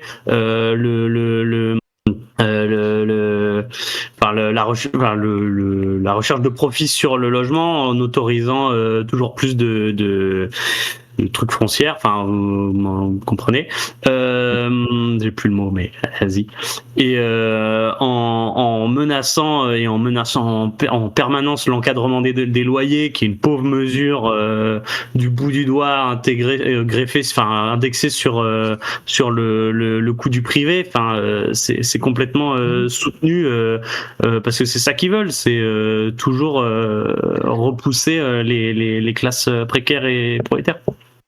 C'est aussi pour ça qu'on peut pas attendre uniquement de l'État des solutions à nos problèmes, et il faut qu'on soit organisé aussi entre nous, quoi. Mais c'est ça, oui. Notamment sur les questions de logement. Moi, je vais prendre un exemple que j'ai pris connaissance il y a quelques jours. J'ai une amie qui habite du coup en Seine-Saint-Denis, et plus simplement à Saint-Denis tout simplement, qui a appris que ça faisait 3 mois qu'elle avait la possibilité de ne pas payer son loyer, car son logement était littéralement en voie de potentiellement s'écrouler, ou en tout cas d'avoir des graves problèmes. Et du coup, en fait, elle a appris ça au bout de 3 mois, 3 mois où évidemment le propriétaire a bien tenu fait de ne pas la prévenir, et pour récupérer un maximum d'argent évidemment, parce que évidemment ils ne s'intéressent absolument pas, ce sont des marchands de sommeil qui font vivre des gens dans des conditions absolument abominables, donc voilà. Ah mais en fait faut qu'on remette entre guillemets l'église au milieu du village, mais les bourgeois, c'est des prédateurs, c'est des bandits, ils ont un but, c'est de voler, c'est de tuer les travailleurs pour faire des profits. Il faut rappeler ça en fait, les bourgeois, c'est la verrue de cette putain de société capitaliste, et en fait il y a qu'en s'organisant, c'est le seul moyen pour nous de leur opposer une alternative qui est la force ouvrière, pas force ouvrière le syndicat, une force de travailleurs. Et quand on parle de travailleurs, on parle aussi des gens qui sont privés d'emploi, on parle aussi on parle aussi des travailleurs du sexe, les travailleurs, les prolétaires, on doit s'organiser. Et en fait, si on le fait pas, ils vont pas attendre qu'on s'organise bien gentiment pour venir nous poutrer la gueule. Ça rappelons aussi, parce que là tu viens de mentionner que du coup tout ce qui va être chômeur, personnes handicapées, etc. et tout, déjà par exemple la question du handicap, c'est quelque chose qui est aussi un peu fluctuant aussi au cours de l'histoire. C'est-à-dire que selon les époques, ce qui va être dit comme valide, invalide, etc. et tout, c'est aussi quelque chose qui est changeant. On a tendance à un peu à l'oublier sur la question du handicap. Mais par exemple, si je prends le cas des parents autistes, elle a une période où on était en mode tous les autistes, c'était de la merde, etc. et tout, ils ne peuvent pas travailler. À un moment, t'as les nazis qui sont arrivés au pouvoir, ils se sont dit, il y a des autistes qui peuvent être productifs et on va créer une catégorisation d'autistes qui va être supérieure aux autres. Et du coup, en vrai, il y a aussi une mise en concurrence des personnes handicapées. Et en fait, c'est tout ça qu'on appelle aussi l'armée de réserve du capitalisme. C'est encore une idée assimilationniste en plus, cette idée de dire Oui, en fait il y en a qu'on peut exploiter. Et même dans les structures actuelles, outre le fait, aujourd'hui dans les structures actuelles, on va déterminer que il y a des handis qui peuvent pas taffer. Ceux-là, souvent, on va les foutre à l'asile. Aujourd'hui, l'asile est toujours un truc, l'HP est toujours un truc infâme. Il faut rappeler que sous le régime de Vichy, les homosexuels, on les déportait pas dans les camps, on les foutait à l'asile. Et l'asile à l'époque, c'était une condamnation à mort en fait, littéralement. Et que la France, on a capté très vite qu'en fait la psychiatrie, c'était pas juste, c'était vraiment un moyen de garder un corps social sain. Et en plus, et on a capté très vite qu'en fait, il n'y avait aucune pertinence à avoir des hôpitaux psychiatriques qui soient des endroits vivables. Et que l'objectif, c'était de remettre les gens qui pouvaient au travail et les autres, ou de les couper de la société, ou de s'assurer qu'ils se butent. En fait, c'est ça la réalité. Justement, j'allais en parler. Et aujourd'hui, on se rend compte que, en fait, attendez, on n'a pas fait assez de profit en vrai sur les handis. Venez, on les fout dans des désats et on leur interdit de se syndiquer. On leur interdit de lutter pour leurs droits. C'est une littérale faute. En fait, de fait, les personnes handis, et au même titre que les personnes sans papier, le patronat les adore parce qu'il adore les exploiter, parce qu'ils n'ont aucun droit. En fait, les personnes sans papier, on l'a vu récemment là, le 18 décembre, il y a eu avec la grève massive. Quand t'es sans papier, si tu essayes de faire grève, en fait, tu perds ton taf parce que t'as aucune protection sociale, t'as pas le droit de grève. Les ZAT, ils ont pas le droit de grève. Faut se rappeler aussi que nos conquêtes sociales, elles ne touchent qu'une partie des populations et que exemple, moi j'ai changé de prénom sans aucun problème. Aujourd'hui, si je voulais changer de prénom, je le ferais sans aucun problème. Mais avec la loi Rodwell, maintenant, imaginons que une meuf qui vient imaginons qu'une meuf qui vient imaginons qu'une meuf vient des États-Unis et qu'à un moment les États-Unis rendent impossible le fait de faire son changement d'état civil. Depuis là-bas, elle ne pourra pas changer d'état civil en France. Parce que maintenant, pour changer d'état civil, il faut, primo, prouver que t'as un casier vierge. Faut montrer ton casier vierge, ce qui de fait t'expose à des refus de la part des juges, qui, on le rappelle, de base, devraient juste avoir un taf de fonctionnaire, de regarder le dossier et de faire ouais, c'est bon, il y a tout dedans, mais qui en fait te font venir au tribunal pour vérifier que t'es bien une femme ou que t'es bien un mec, alors qu'ils n'ont aucun droit. Voilà. Mais en plus, maintenant, on va dire que les personnes étrangères qui n'ont pas fait leur changement d'état civil dans leur pays d'origine, on va leur faire non du coup elles vont être exposées au fait d'être dans un état qui est hyper violent avec les gens qui n'ont pas la nationalité, de subir de plein fouet la transphobie vu qu'elles vont être en incapacité de changer leur prénom parce que il y a deux possibilités, c'est si tu peux pas le faire, tu pourras jamais le faire et tu pourras pas le faire dans l'état français, c'est une folie. Et il faut rappeler que les plus grosses attaques qu'on s'est pris récemment sur les personnes trans, elles visaient pas les trans en fait. Les plus grosses attaques qu'on soit prises récemment et les trucs qui nous font le plus baliser, c'est le fichage des changements de prénom qui était fait uniquement pour viser les personnes étrangères qui changeaient de prénom parce que cet enculé de Darmanin, il était là, il s'est dit qu'il fallait vraiment pouvoir ficher toutes les personnes trans, justement toutes les personnes qui changeaient de papier, histoire d'être bien sûr que au pire s'il y avait un ou deux terroristes, on pourrait les suivre, parce que c'est ça en fait, faut rappeler que dans leur esprit raciste de baiser, c'est ça la volonté. Et ensuite la loi Rodwell qui et avec comme objectif principal de prolonger les durées de détention en CRA, rendre les CRA encore plus arbitraires, augmenter les forces policières dans les CRA, à côté elle met une petite balle aux trans, mais parce qu'en fait on n'est pas la cible principale. Non. Mais de fait on est parmi les LGBTI, on est on est en première ligne en fait. Et pour répondre juste à la question dans le chat, les CRA c'est les centres de rétention administrative, c'est des littérales camps de concentration où on te fout en attendant de pouvoir te déporter. Sachez qu'on tape aussi sur un sujet sur les CRA du coup en ce moment. Et il faut savoir que c'est des décisions administratives, ce qui veut dire que genre, c'est pas un juge qui te condamne, c'est le CUP qui va remplir un petit CERFA pour dire que tu vas en CRA, et ensuite genre, tu vas rester en CRA dans les conditions infernales. Et pour un peu préciser pour donner un peu un avant-goût, notamment parce que genre j'étais là quand notamment Echarp dans le chat, qui est dans le chat actuellement, travaillait sur le sujet des CRA, on s'est rendu compte que la majorité des enfermements dans les CRA en fait sont des vices de procédure, et qu'en fait au bout d'un moment la majorité des gens sont libérés, et en fait il y a assez peu d'exclusion, comme pourraient dire certains droitards en mode parler de réimmigration et tout. En fait, il y a assez peu d'exclusion, mais à la fin, qu'est-ce que c'est ? Ce sont juste des centres de torture organisés à ciel ouvert, genre créés, qui sont tout simplement créés, en effet.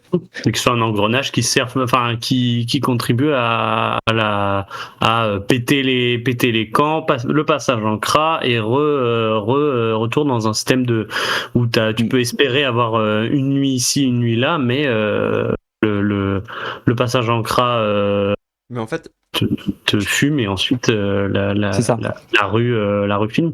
Je trouve que tout ça montre bien un truc qu'on raconte depuis le début, c'est que genre on aura beau vous expliquer dans la théorie et l'histoire pourquoi est-ce que la lutte LGBT c'est une lutte qui est anti-impérialiste, etc.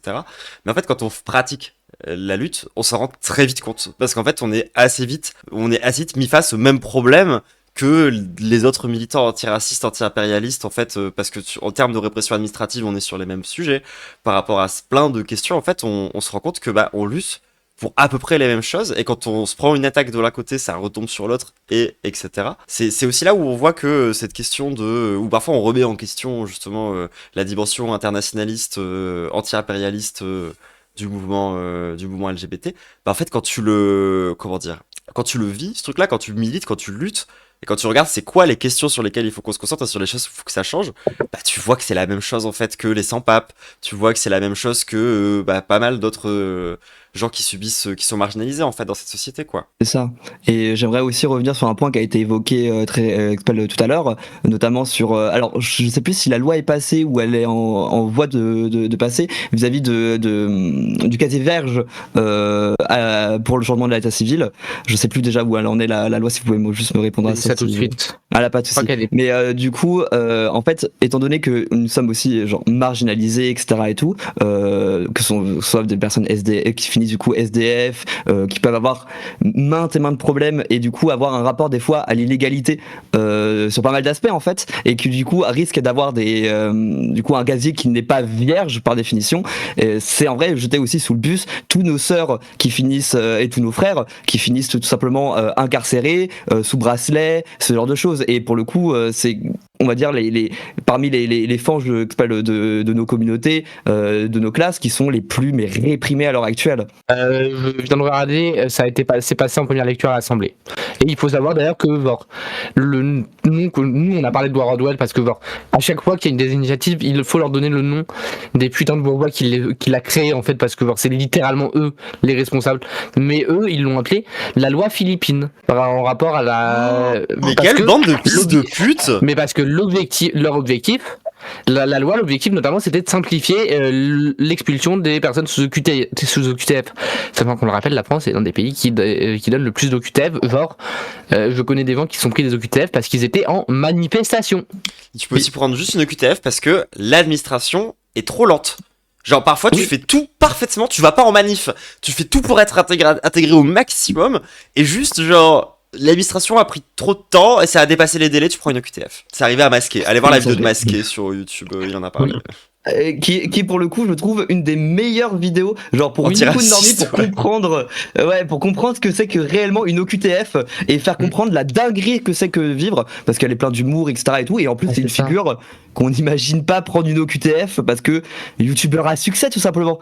Donc malheureusement en fait c'est ça, et en vrai c'est horrible à dire qu'il faut un mec comme ça avec un poids de parole médiatique aussi grand pour pouvoir faire porter ce genre de voix auprès de beaucoup de personnes, mais cette vidéo elle est hyper importante pour cet aspect là, et ça me rend un peu triste pour le coup que malheureusement on a dû attendre une vidéo de Masquer pour que beaucoup de gens comprennent l'horreur. Je suis d'accord. Est-ce que ça vous va qu'on avance un petit peu sur notre prochain sujet? Je propose de faire une petite pause pour ma part, histoire d'aller aux toilettes, voilà. Ok, d'accord. Hop, je reviens tout de suite. Petit break avant de reparler du coup de la question du soin, de l'accès aux soins, si ça vous va?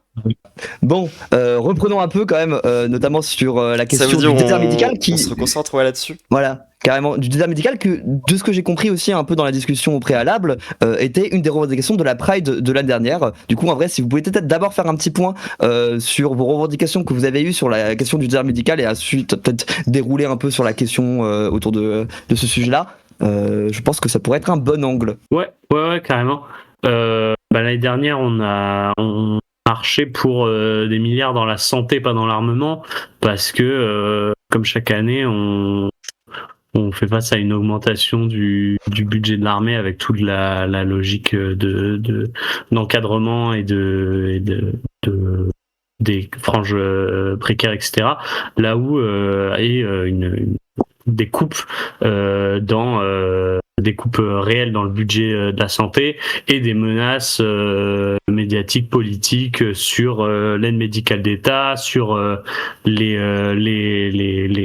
dispositifs de soins partout déjà et particulièrement en banlieue, en outre-mer, etc. Et les banlieues parisiennes, c'est un désert médical depuis de longues années. Le plus grand, la 93 étant le plus grand désert médical de la France hexagonale. D'ailleurs, je pense que ce serait important de rappeler quelque chose parce que c'est vrai que c'est étonnant ce que tu dis. C'est pas une image qu'on imagine. On pense à la diagonale du vide quand on pense au désert médical. C'est ça, c'est que le désert médical, pour moi, c'est quand tu dois faire 3 heures de route pour aller trouver un médecin. Ce n'est pas parce que en région parisienne, la condensation de médecins au mètre carré, elle est beaucoup plus grande que n'importe quelle campagne. Pourquoi donc on parle de désert médical en banlieue? Quelle est la spécificité de ce désert médical? Après, faire 10 km en 3 heures, c'est aussi très parisien. Les distances sont bizarres à Paris parfois. Oui, c'est vrai que oui. C'est vrai qu'on s'en rend pas compte, mais en effet, oui. Ouais, mais ça, c'est le décalage total entre la population en banlieue dans le 93 et le nombre de médecins accessibles qui pratiquent pas des dépassements d'honoraires de baiser, etc., etc. Et dans le chat qui dit c'est fou, on dirait presque une forme d'apartheid urbain. C'est exactement ça en fait. Trop bizarre. Parce qu'en fait, littéralement, on pourrait le formuler comme ça. Genre, t'as un endroit où t'as le droit aux soins et t'as un endroit où t'as pas le droit aux soins. C'est aussi simple que ça. Et en vrai, le désert médical, en vrai, s'exprime beaucoup, notamment en région parisienne, non pas forcément au travers des distances qu'on peut parcourir pour trouver un médecin, mais souvent plus vis-à-vis des listes d'attente, notamment, qui peuvent être mais absolument titanesque. T'as un rhume, t'as un rendez-vous dans 8 ans, là pas de souci. Là-dessus, je me permets de rebondir. Je vais juste. Alors déjà, je vais stall 30 secondes, le temps que tes pubs, ça vous va. Vas-y. Comme ça, comme ça, tous les gens peuvent entendre. Hop là, voilà, nickel. De ce que j'ai compris, c'est bon. En fait, déjà comme l'a dit la camarade, c'est le premier désert médical de France. C'est le département de France métropolitaine avec la mortalité infantile la plus haute. Elle est 50% plus élevée que dans le reste de la France en moyenne. Et surtout, ça ne va que s'aggraver. Actuellement, il y a 38 des 40 communes en Seine-Saint-Denis qui sont classées zones d'intervention prioritaire, c'est-à-dire des zones où il y a un besoin crucial d'arrivée de médecins. Le truc, c'est qu'il y a 50% des médecins en Seine-Saint-Denis qui sont proches de la retraite. Donc ça veut dire que bientôt on va perdre 50% des médecins. Enfin, moi je vais parler un peu des trans parce que bon, voilà. Enfin, quand t'es trans dans le 93, tu cumules vraiment 2 barrières. Le premier, la première, c'est que t'es dans le premier désert médical de France du coup. Mais en fait, et la deuxième, c'est t'as une absence de soignants. Déjà, en fait, de base, t'as pas beaucoup de soignants, et donc des soignants qui acceptent de filer des hormones, c'est hyper rare, parce qu'en fait, c'est une minorité de soignants en France, juste. Du coup, pour avoir un suivi qui est correct, c'est quasi mission impossible. Les rendez-vous chez les médecins, on attend hyper longtemps. Nous, en Seine-Saint-Denis et à Saint-Denis, il y avait une médecin qui était assez cool, genre qui avait quelques problèmes, mais genre qui déjà filait des hormones à peu près genre tous les trans du 93, voire même de Paname. Voilà. Souvent comme ça, il y en a une en fait, qui veut bien et ça part pour tout le monde. En fait, le truc, c'est que du coup, t'avais 3 mois d'attente pour aller la voir. Et que, genre, au final, bah, en fait, elle s'est cassée. Parce que, bah, elle était dans les locaux de l'île Saint-Denis. Et en fait, genre, du coup, un rendez-vous sur 2, elle pouvait pas imprimer d'ordonnance, du coup, elle devait les écrire à la main. Un rendez-vous sur 2, elle pouvait pas utiliser son PC. Genre, les problèmes, elle devait changer de pièce en fonction des besoins des personnes. Enfin, genre, faut aussi se rappeler qu'il y a genre, on ne peut pas, genre, les médecins, les quelques médecins qui sont sympas avec nous, en fait, n'ont pas la capacité de travailler de manière saine. En plus de ça, c'est pour ça aussi que nous on a l'OST, on considère qu'il y a une nécessité aussi pour ces raisons-là, mais aussi parce que la bourgeoisie nous attaque et qu'un jour elle va nous priver du droit de transitionner si on la laisse pas faire, de se former. On tire beaucoup on tire beaucoup du mouvement féministe, notamment on se considère un peu comme une continuité du MLAC, le mouvement pour la libération de l'avortement et de la contraception. Et on remarque cette erreur, et on en parle notamment au mouvement féministe actuel. Aujourd'hui, les féministes regrettent, au moment où l'IVG est passé dans la loi, d'avoir arrêté de s'entraîner et de comprendre comment est-ce qu'on pratiquait un avortement. Aujourd'hui, ça fait que si l'extrême droite arrive au pouvoir et dégage le droit à l'avortement ou le restreint, en fait, les milieux de tout support féministe, ils vont être vachement réduits. Et c'est pareil pour les trans. Aujourd'hui, on a une construction de savoir communautaire, on a une création de savoir communautaire qu'on doit partager sur comment est-ce qu'on fait pour transitionner de manière indépendante au système médical. Faut qu'on la partage, faut qu'on la construise aussi, faut qu'on la développe. Il y a une nécessité, et c'est pour ça que l'OST, on s'est implanté en Seine-Saint-Denis, et pas à Paris déjà, parce qu'à Paris, en fait, le besoin il est rempli. T'as je ne sais plus combien d'assauts trans, et c'est super cool pour l'édite, mais en Seine-Saint-Denis, il y a très peu d'orgas. Ça, l'OST, comme tu disais tout à l'heure, elle est créée pour combler des manques à des endroits. C'est pas pour venir remplacer des trucs qui existent et qui fonctionnent. Et du coup, on le constate, nous, dans nos permanences, il y a des gens qui viennent parce que, ils n'ont pas de rendez-vous avec les médecins, et il y a une nécessité, de créer de l'autosupport, de créer des communautés, et là-dessus, je me permets un peu de faire notre pub, mais venez aux permanences de l'OST, vous verrez, vous apprendrez plein de choses, vous apprendrez, littéralement à comment transitionner. Et voilà, venez 15 juin, locaux de l'UCL à Paris, je crois, locaux de l'UCL, et venez. Et on vous accueillera. Et du coup, si vous êtes timide, rencontrer les gens à la Pride, si vous avez peur d'en rentrer dans un local, c'est aussi à ça que servent ces trucs-là, quoi. Et en fait, le problème, encore une fois, tout ça, ça vit pas dans une bulle. C'est le fruit de décisions politiques. Et donc, en fait, juste, organisez-vous. Mais non, désolé, ça m'a fait un peu rire. Mais je disais non, pas de souci, mais c'est vrai que pour le coup, alors moi je vais peut-être un peu vous sucer là pour le coup, je vais vous mettre bien en avant, mais en vrai pour le coup, je pense que voilà, genre étant queer de banlieue, etc. et tout, moi vous faites partie des, on va dire quasiment, mais même pas, vous faites quasiment les 2 seuls orgas qui, dans mon milieu spécifique de trans, qui traînent beaucoup dans le milieu de la nuit, ce genre de choses, où vous avez une portée, vous arrivez aussi à parler à ce public-là, qui est souvent, on va dire, extrêmement précaire, qui vient en règle générale des banlieues, ce genre de choses, et qui, on va dire aussi, fait partie des franges les plus minorisées de nos communautés.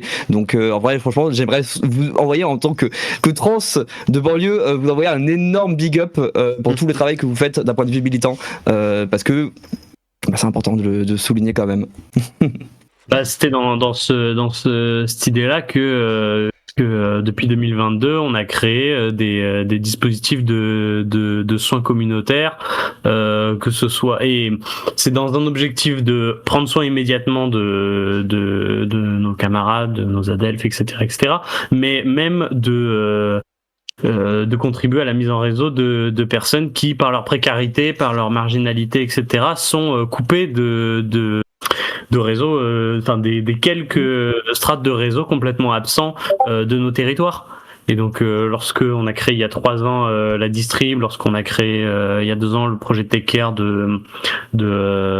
sont un projet de santé psy pour LGBTQIA+ racisés, quand on a créé des projets sur la parentalité, lorsqu'on fait des interventions scolaires et tout, l'objectif c'est c'est de porter, de contribuer à faire se rencontrer, etc. Et c'est trop bien que du coup l'OS 93 et l'OST en général fassent ce job dans ces permanences pour l'orga collectif. Je me permets parce que j'ai vu un message et que je pense que c'est important d'y répondre sur la question des jeunes et des mineurs trans et de leur isolement. De fait, oui, en fait, il faut en être conscient. Les jeunes et spécifiquement les mineurs trans sont dans nos communautés parmi les plus isolés et surtout parce qu'ils se prennent de plein. C'est eux que la bourgeoisie veut d'abord se faire. Elle veut les empêcher de transitionner. Ils ont déjà un droit très limité à la transition. Et donc oui, en fait, si vous écoutez si vous êtes dans ce live, si vous nous écoutez, que vous êtes mineur ou que vous voulez transitionner, vous voulez vous renseigner, vous voulez rencontrer des trans, en fait oui, allez dans des permanences de l'OST s'il y en a, mais allez dans des permanences d'autres collectifs s'il y en a pas dans votre ville. Juste venez, en fait, ne serait-ce que rencontrer des trans. Ça va vous permettre de sortir de cet isolement. On va essayer de trouver des solutions, on va essayer de vous aider matériellement. Venez vraiment. En fait, il y a une nécessité qu'on s'organise parce que les mineurs sont ceux qui subissent surtout de plein fouet la violence des médecins, la violence des psychiatres, et donc en fait venez, restez pas seuls. C'est même pas un appel, c'est je vous demande, venez, c'est essentiel pour vous. C'est ce qu'on dit beaucoup, même ici, nous, à la Fange, de ce truc de... en fait, oui, on est, entre guillemets, communautariste, parce que, pas le choix. Et parce que, quand on parlait du logement, on parlait déjà de ça, de pas rester seul, parce que vous pourrez pas vous en sortir tout seul. Là, on parle de la santé, et vous voyez qu'on en revient à peu près aux mêmes conclusions, quoi. Sur cette histoire il faut faire de l'organisation collective, il faut se rencontrer, et les moments comme la Pride, mais parfois aussi comme le Tidor, comme plein d'autres moments, en fait, dans l'année, qui servent justement à ça. Franchement, foncez. Si vraiment vous ressentez ces choses-là, et on a un peu toutes et tous passé par là, je pense à un moment donné de notre transition, quoi. C'est important qu'on puisse avoir cette réponse-là, une réponse qui soit collective, communautaire et je rappellerai souvent un peu un de mes points aussi que je trouve assez important, parce que en effet les prides c'est des moments de rencontre, ce genre de choses, mais il y a des événements tout au long de l'année. Ça peut parler des des permanences, mais aussi il y a d'autres types d'événements. À la rigueur, si vous avez un peu peur de ce type d'aller dans ce type d'événement, etc. et tout, notamment il y a par exemple, si vous pouvez regarder si dans votre coin il y a par exemple des soirées aussi, on va dire purement, on va dire, festive, etc. et tout, où vous pouvez déjà faire du contact en fait avec des personnes trans de votre région qui vont pouvoir elles-mêmes potentiellement vous pousser, vous tenir la main, pour aller directement en permanence et tout. Juste le plus important c'est de bouger, de trouver, de réussir à faire front, de faire communauté dans votre milieu local, etc. et tout, et c'est hyper important pour ça. Donc voilà. Exactement. Donc voilà, organisez-vous, venez au Pride, et je pense qu'on peut tout doucement glisser vers notre conclusion à partir de là. Oui. Si ça vous va.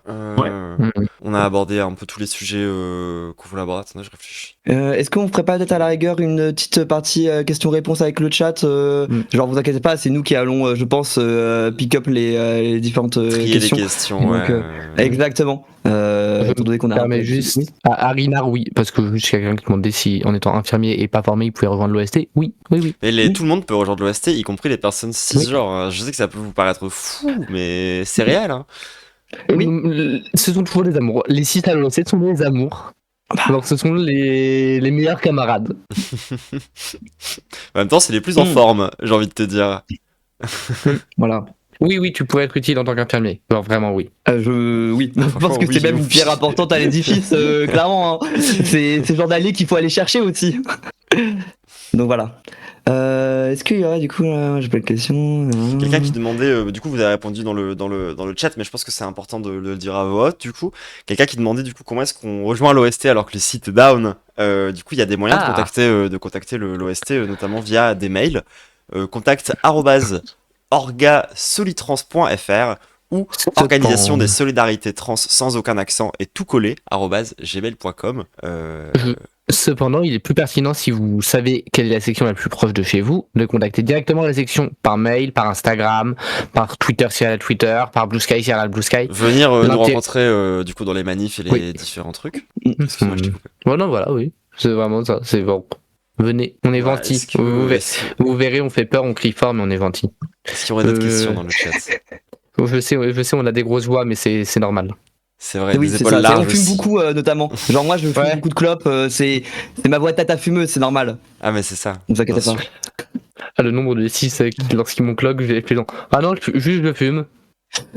C'est ma technique préférée. C'est ma technique préférée. Je la fais tous les jours. Voilà. Nanana. La question maintenant, c'est est-ce que la liste des sections est dispo quelque part? Il me semble que c'est sur vos sites. Alors il n'y a plus de site. Le site est down. Alors oui, alors elle est. Alors déjà, non, elle est en vrai. Genre, tu tapes OST-du-bas sur genre, Instagram, tu devrais en trouver pas mal. Ouais. Et sinon, mais on n'a pas de liste malheureusement actuellement. Je crois que ce soit disponible. D'accord. On devrait vraiment remettre ce site en ligne. Mais là, le site est en cours d'être refait. À moins que. Est-ce qu'il y aura l'OST à la Pride de Paris? Parce qu'elle ne pourra pas être à la Pride des banlieues, cette personne. Alors, si nous y sommes, c'est de manière un peu anecdotique, parce que on n'a pas les forces de la Pride de Paris en fait. Donc, c'est ça, ok, d'accord. Puis ce qu'on vous expliquait aussi au début en fait de cet entretien, c'était que c'est pas l'endroit où on attend l'OST aussi, le plus a priori. Clairement, et même juste parce que la Pride des banlieues c'est 10 fois plus basée que la Pride de Paris d'un point de vue politique. Voilà, faut le dire. Donc, Et en fait, va faire un cortège à la Pride de Paris, faut louer un camion si tu veux avoir la moindre visibilité. Enfin, c'est une dinguerie. Ça coûte super cher. Est-ce qu'on sera à la Pride radicale de Paris? Je ne sais pas. Ça va dépendre des dates, faut qu'on regarde ça. Pas forcément. Je sais qu'on a beaucoup de choses à faire ce mois-ci. C'est un gros mois. Peut-être, mais pas forcément. Le mois de juin pour les assos LGBT, c'est un gros mois. D'accord. Il me semble qu'on a tout doucement fait le tour des questions, il me semble. Ouais, j'attends. Il n'y en a pas tellement plus en vrai. On peut avoir un petit rappel sur la faute des Pride de banlieue? Oui, totalement, je pense. Ouais, carrément. Déjà, eux, ils ont un site qui fonctionne. Bam. Dur. Non, je suis sûr que le site de l'os sera très beau. Très bien. J'ai confiance à. J'ai pas vu le pseudo de la personne qui le développe. Ouais, du coup, rendez-vous le 6 juin, donc ce samedi, à la gare RER La Courneuve, Aubervilliers, à 13h. Si vous pouvez venir, c'est trop cool. Si vous pouvez pas, car vous êtes ailleurs en France ou etc. On a besoin de soutien parce que organiser un événement comme ça, on attend 20 à 25 000 personnes. Ça demande des moyens sur l'accessibilité, la logistique, la sécurité. Bref, voilà. Donc on a besoin de soutien monétaire, ou si vous pouvez pas de lézard, mais voilà, si vous pouvez partager, ou si vous avez des potes sur Paris. On a besoin aussi de bénévoles, car les forces militantes se raréfient, en tout cas se fragilisent. Chaque année, c'est de plus en plus dur de mobiliser les 300 bénévoles nécessaires 300 à 350 bénévoles nécessaires au fonctionnement de la marche, pour que tout soit accessible. Donc voilà, si vous pouvez partager, soutenir. Bien sûr, voilà, c'est vrai que c'est quelque chose qu'on n'a pas assez appuyé. En effet, il y a les donations, mais n'hésitez pas tout simplement à les riposter sur vos différents comptes de réseaux sociaux, etc. et tout, les différentes informations de la Pride des banlieues, ainsi que la cagnotte. Voilà, si vous pouvez, n'hésitez pas. Voilà. Exactement. Faites marcher la propagande, tout simplement. Ouais. Pardon. Non. Oui, non. Oui, sur la. Ouais. Voilà. Enfin bref, je pense qu'on va conclure. Ah pardon. On a une reformulation. Ok. Ah oui, la reformulation. J'ai vu la question des alliés, être actifs en première ligne et tout. Il faut aller soutenir les collectifs locaux qui font des occupes, qui font des squats, qui font du soutien de santé communautaire. Enfin, aller donner de la force, c'est pour, comme disait Lyra, c'est apprendre de la culture militante, mais aussi donner de sa force, de son temps, de son argent parfois, lorsqu'on en a, lorsqu'on le peut. Voilà. En fait, ouais, sur cette question de dépasser la question des alliés, en fait, faut aussi revenir un peu sur ce qu'on disait. Ça concerne tout le monde. Genre, c'est les questions en fait autour des. C'est pour ça que moi j'aime pas trop le concept d'allié, parce que ça te concerne en fait. Genre, t'es pas juste allié de ma cause. Genre, ma cause, elle concerne tout le monde. La cause trans, elle concerne tout le monde. De la même manière que la cause antiraciste, elle concerne tout le monde en fait. Donc. En fait, au même titre que quand les trans, on va genre en manif au 1er mai, on dit pas qu'on est les alliés, on nous présente pas comme des alliés des travailleurs, non, on est des travailleurs. Et ben en fait, genre, parce qu'on est dans cette, genre, on est dans la même classe, on a les mêmes intérêts en fait. Et enfin. Unis dans la classe et notre salut sera l'organisation collective. Je pense que ça peut être une bonne réponse. Non mais c'est vrai. Non, c'est vrai, tu es juste devenu genre Lénine d'un coup, ça m'a fait rire. Lénine avec des oreilles de chat, c'est très bien, c'est ce qu'il faut. C'est la définition de l'OST quoi. Oui, la chapka. Exactement. Mais voilà. Mais non, en vrai, alors avant de finir, en vrai, je pense que au nom de l'OST, enfin, j'aimerais bien quand même juste rappeler que qu'il y a une nécessité aujourd'hui de donner aussi matériellement, comme l'a dit la camarade. Genre, on a des sœurs qui sont en galère. Aujourd'hui, il y a une nécessité de soutenir à la fois nos sœurs en France, mais aussi, genre, au début, j'étais en mode oui, ne parlons pas trop des États-Unis en termes d'histoire, mais par contre, genre, parlons des États-Unis maintenant. Et genre, soutenez nos Russes aux États-Unis. Genre, en fait, je pense que ça serait dur de finir un stream dans cette période, au début de ce mois des Pride, sans parler en fait des sœurs qu'on a perdues, sans parler de Juniper, sans parler mais aussi des sœurs qu'on a perdues, genre Voyela qui est morte en Kanaki.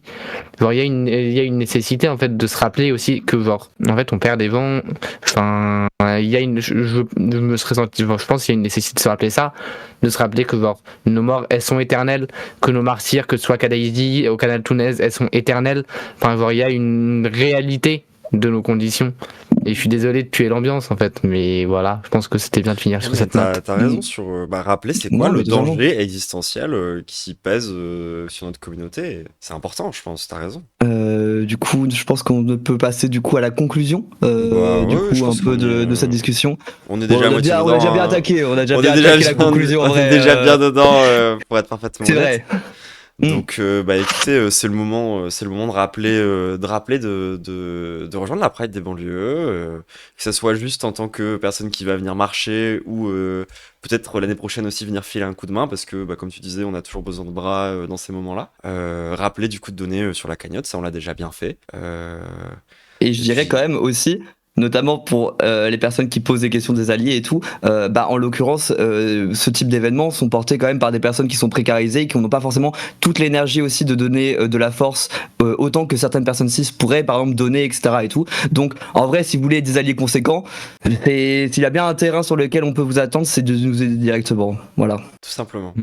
Du coup, on va conclure la capsule là-dessus. Voilà. Gros bisous YouTube. Tous les liens dont on a parlé là dans la description.